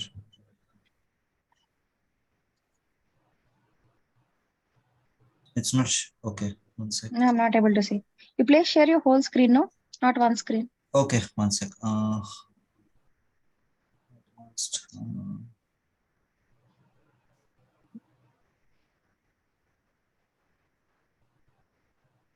Who else is having the issue? Yeah, I'm having the same issue. Confirm. Authentication. sh-i room2 Santosh. Ubuntu, no? But what's the username? I don't know, like what we Red created. Hat is you don't know, so you kept room2. No, but no. That's not the. That's okay. That's okay. That's okay. I I'm took just this thinking. key name that is room2. So I That thought is, this. give me the control, no? You are denying. Yep. So if you wanted to know the key, Yeah, the I tried username, you just need to click on connect, and then this is the EC2 user. Seriously, for Red Hat it is showing EC2 user. Okay, you can use the same. Where is the git bash? I tried, but it didn't work for That's okay, EC2. yaar. We'll try. We'll try now again.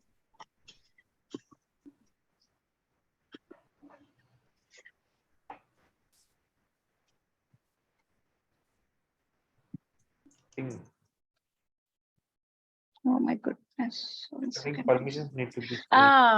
Santosh, when I am taking the control, you are not supposed to touch ma. Okay, sure. I'm wondering why I'm not able to do. It's connecting, right? Okay. One second. Hold on.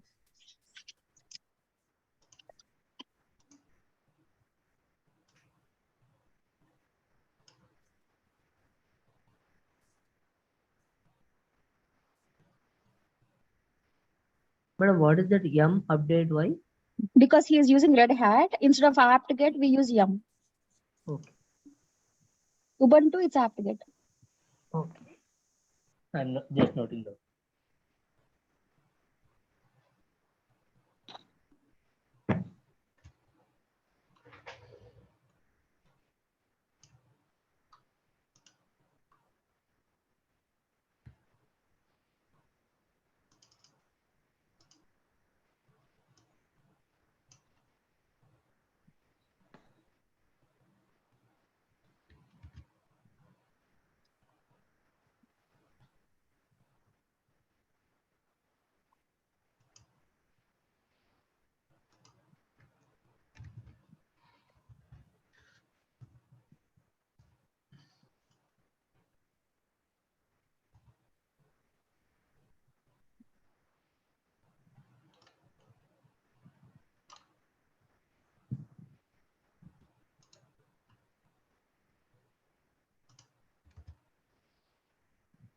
Oh my God. It's taking a lot of time, yeah?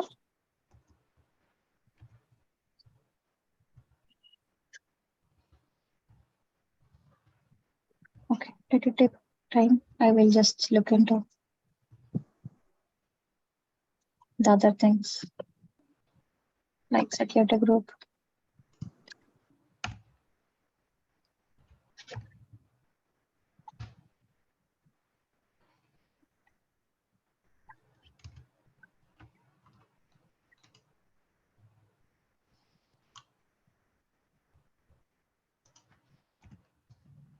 What was the command to update actually?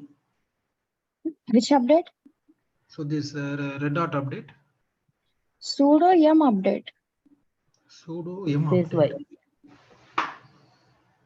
Yeah. Sudo -m update, right? Hyphen yum. No. Sudo space yum update. Sudo space yum space update. So guys, any other questions? Command not found. I like it. But are you using Red Hat, Shrikant? Yeah, red dot, yes, yeah. I'll keep it in the chat, okay? Yeah.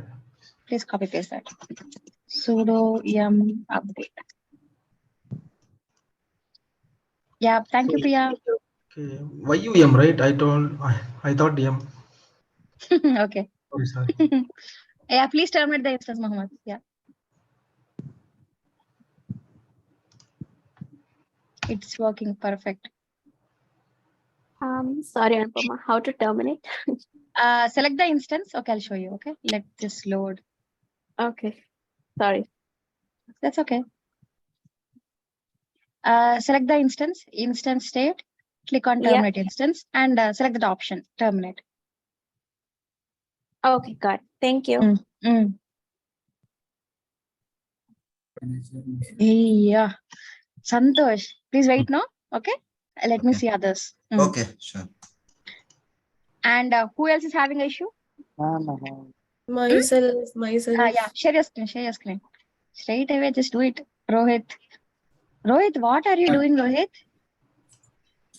Actually, I thought to connect from here, but it's not connecting from here. Why? Give me the control. 1 second, please. 1 second, okay? Open the Git bash.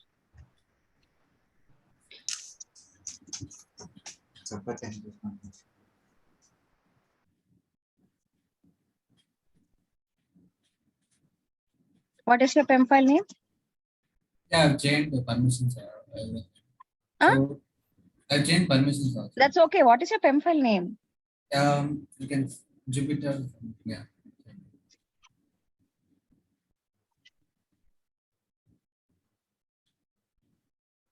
Ubuntu, you have created Ubuntu machine?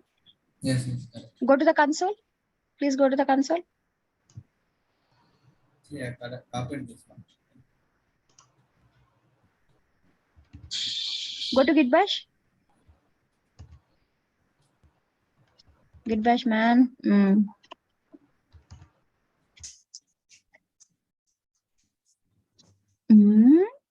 What is this?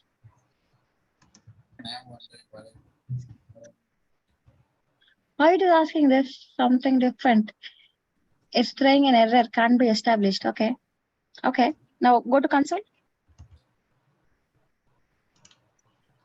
Okay. Go to instances. You have an, oh my God, Jupyter. Pluto, Jupyter.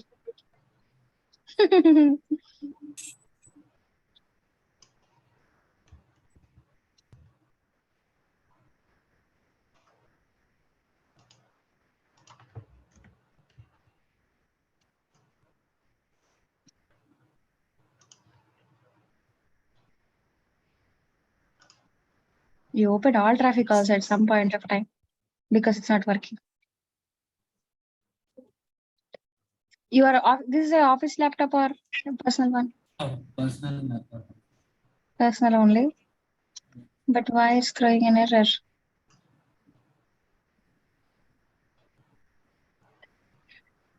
Today, I don't know. A lot of people are having this issue. Even though everything is correct, it's throwing an error. Not sure if there is some issue. But you have chosen a different AMI, not the 22.04 LTS. Acha, you are in Mumbai region. Okay. Can you please go to the Git bash? See, from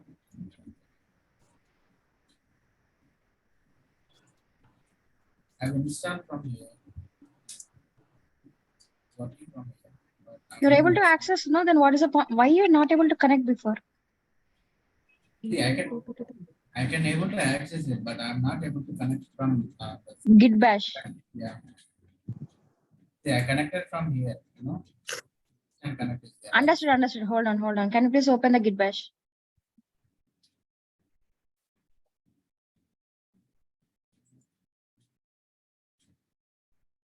See, when you're running, it's asking for some permission. No, that is the problem, I think. See, this one. Maybe Ubuntu. It's asking for some password. So this is the issue.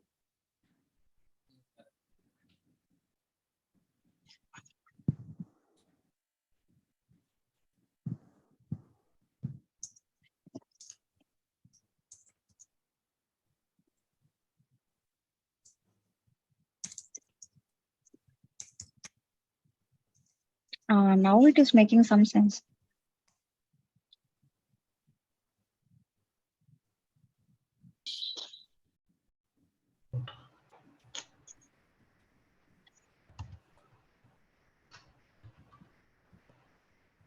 Even though it is saying read permissions, it's saying unprotected.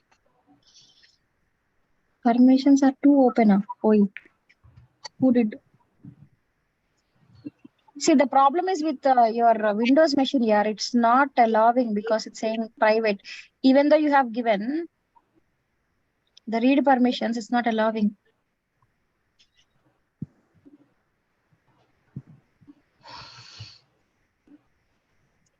What if I give?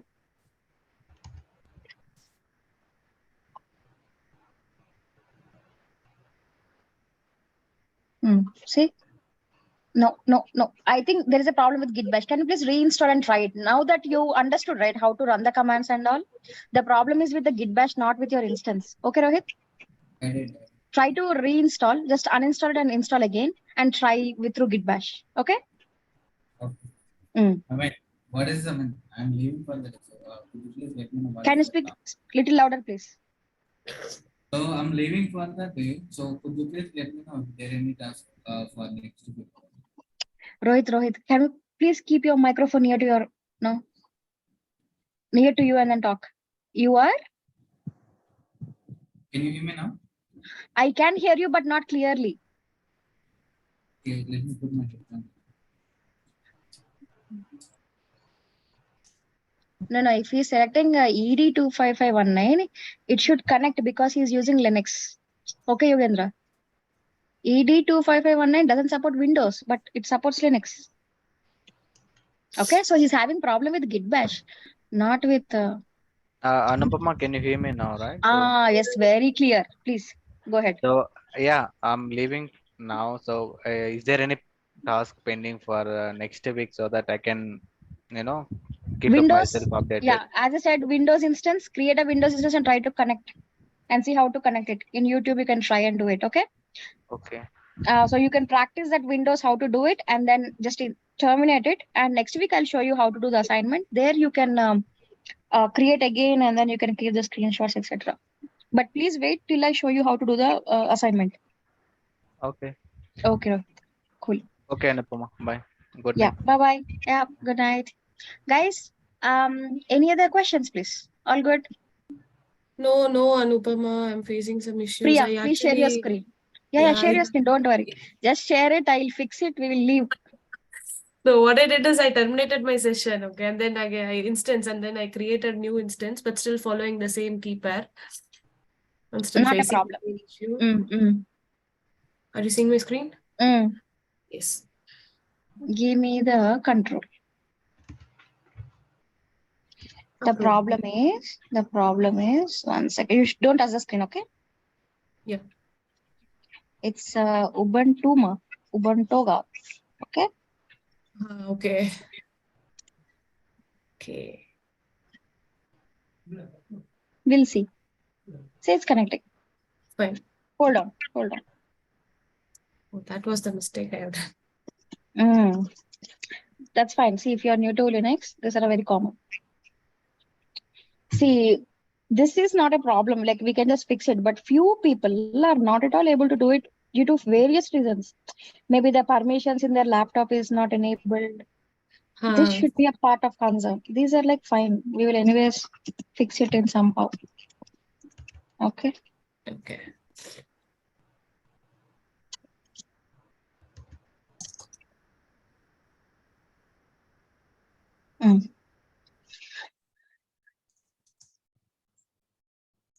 Go to your instance. Sorry, guys. Go on mute if you're not talking in the class. Anyone else is having the issue? Yeah, actually, for me, it's still running. That red dot. 1 second, I'm coming. Oh my goodness, Santosh. Yeah. What it is doing? Which AMI you have chosen, Santosh? Sorry? Have you chosen the AMI which under free tier? Yeah. Did I do something else? I don't know. I mean, I need to check. Could you please? Definitely, 1 second. I use free tier only. If it is for update, if it is taking longer time, that means so Priya, it's working, ma. Okay? Yes. Thank you, Anu. Yeah, please terminate, no? Terminate and leave for today. Yeah, sure. Santosh, share your screen. Yeah. Anyone else? Apart from Santosh, who else is having issue? I'm also facing same issue. What same, Shrikant? The Priyas one or Santosh one? Santosh one. Red Data Base first. One sec. Oh Sharing. gosh. Share. We will see. Yeah, sure, my screen. See, when you give me the control, you are not supposed to touch my screen, okay? Give me the control now.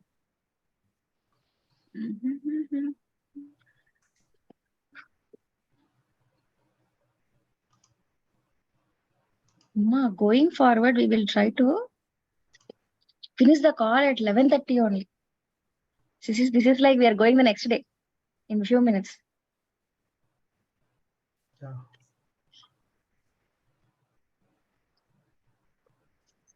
Okay. Yeah, it's completed. Completed, huh? Yeah. Doing a lot of updates.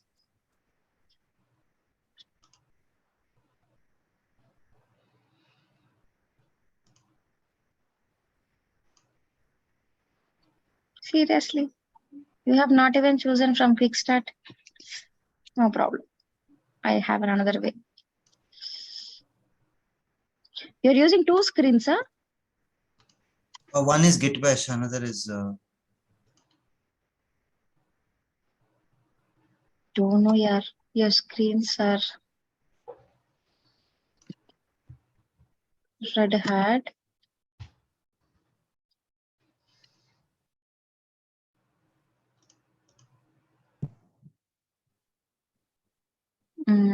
Let me take this AMI ID and click on launch instance. But anyways, if this is done, I'll install, okay? Yeah.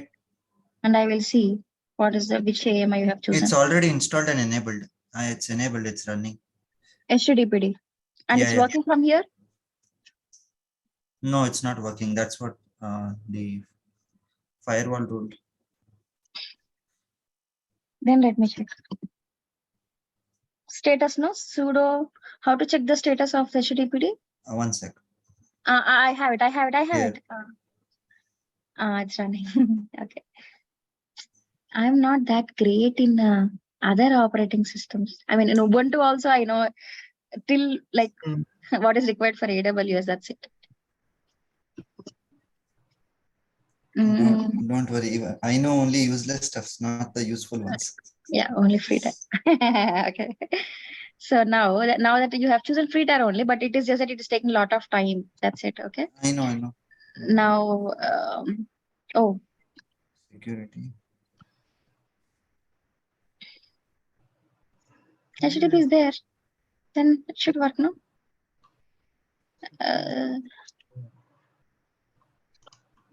Shrikant, you install, no? Install the Apache. Yeah, that all done, yes. What? Yeah.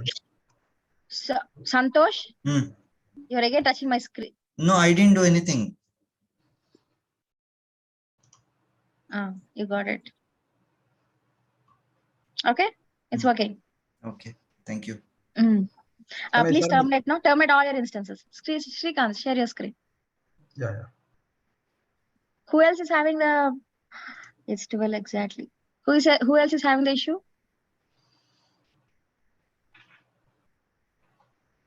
Okay, no one.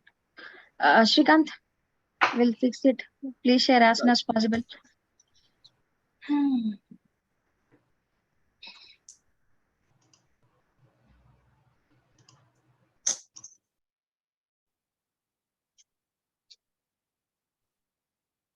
You are sharing your whole screen. You are sharing only one screen.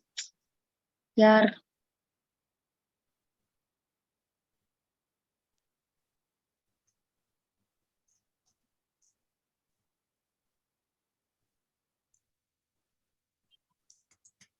So that option.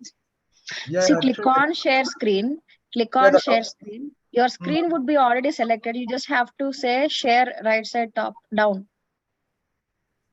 Yeah, that entire screen, right? Entire screen option game, but for me it's disabled.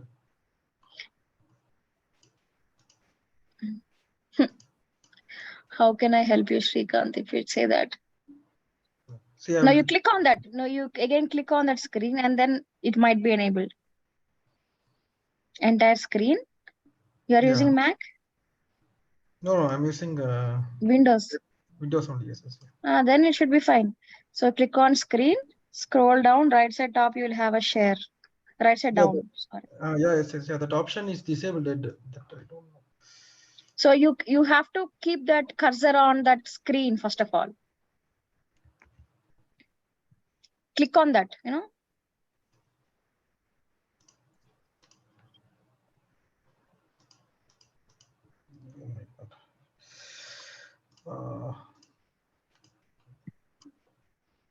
No.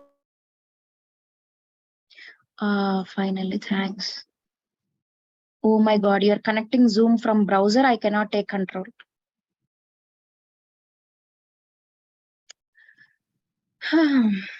Now, can you please go to the instances?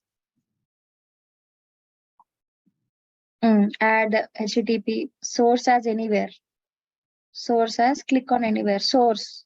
Anywhere IPv4. Now, right side save. Take the public IP address of the instance. By next class, Srikanth, your Zoom has to be installed in your laptop. Okay. In the left side navigation, go to instances. That's okay. I will take it as yes only. Left side navigation, go to instances. Left side, you're going right. Click on the instance. Take the public IP address. Keep it in the browser. Scroll up completely. Take the public IP address at the top. Keep it in the browser. Enter. Go to Git bash. So sudo yum install httpd. Guys, if someone can help how to start this httpd. He left, Santosh left. Oh my God. Sudo, right? Srikanth. Sudo sudo got disconnected. Okay, click on right. No. Click on up arrow. Click on enter.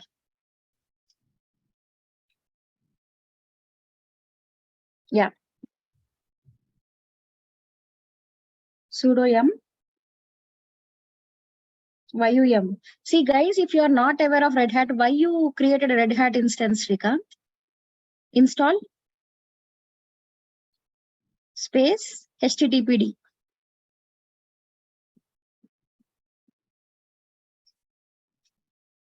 httpd. D. Enter.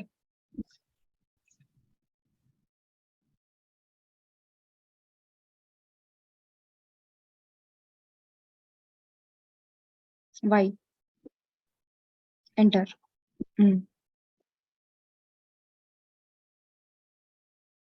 Now sudo. I'll keep that in the chat, okay? Please copy that because you may do some spelling mistakes. System.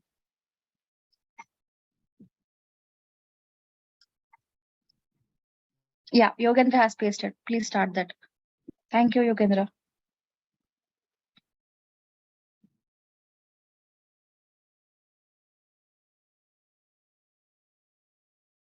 You copy till start and then you give that no manually. It's okay.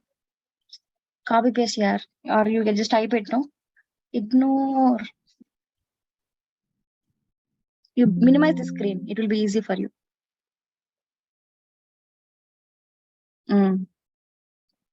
Yeah. Space. Start httpd. Yeah. Enter. Shoot. What is the password? Enter.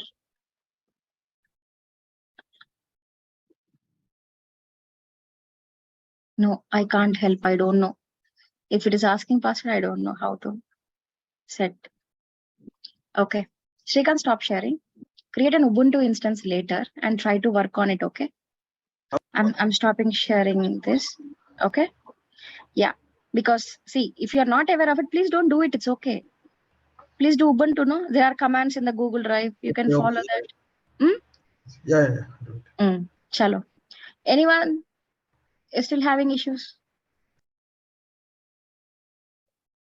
Mohammed. Okay, tell me, Mohammed. Mohammed, you share your whole screen, okay? You're sharing only one screen. So what is the issue? One screen. Yeah, I'm sharing only. What is the issue, first of all? Actually, I'm not able to join, login, create the AWS account, ma'am. Not able to create. Yes, ma'am. You have a Google Drive document. Yeah, we have. So in that you will have an option where you can find a document called account creation. Yes, you know that. Well, yeah, I have, but one thing is, basically I'm not able to create account due to some security policies. So, Mohammed, what you need to do is please go to YouTube, okay? Go to YouTube and then just type how to create an AWS account. So there they will show you with the flow you can try, or you follow the document, you will be able to do it. Okay, now it will take a lot of time. I cannot spend that much of time. It's already crossing 40 minutes, okay? Okay, not an Yeah, issue. if it's for instance, yes, I can help you like for 2 minutes or so. But account creation take a lot of time, okay? So just try to follow the document and you can complete it by next week. Chalo. Bye guys. Thank you so much for joining. I'm closing the call. Bye. Thank you. Yeah.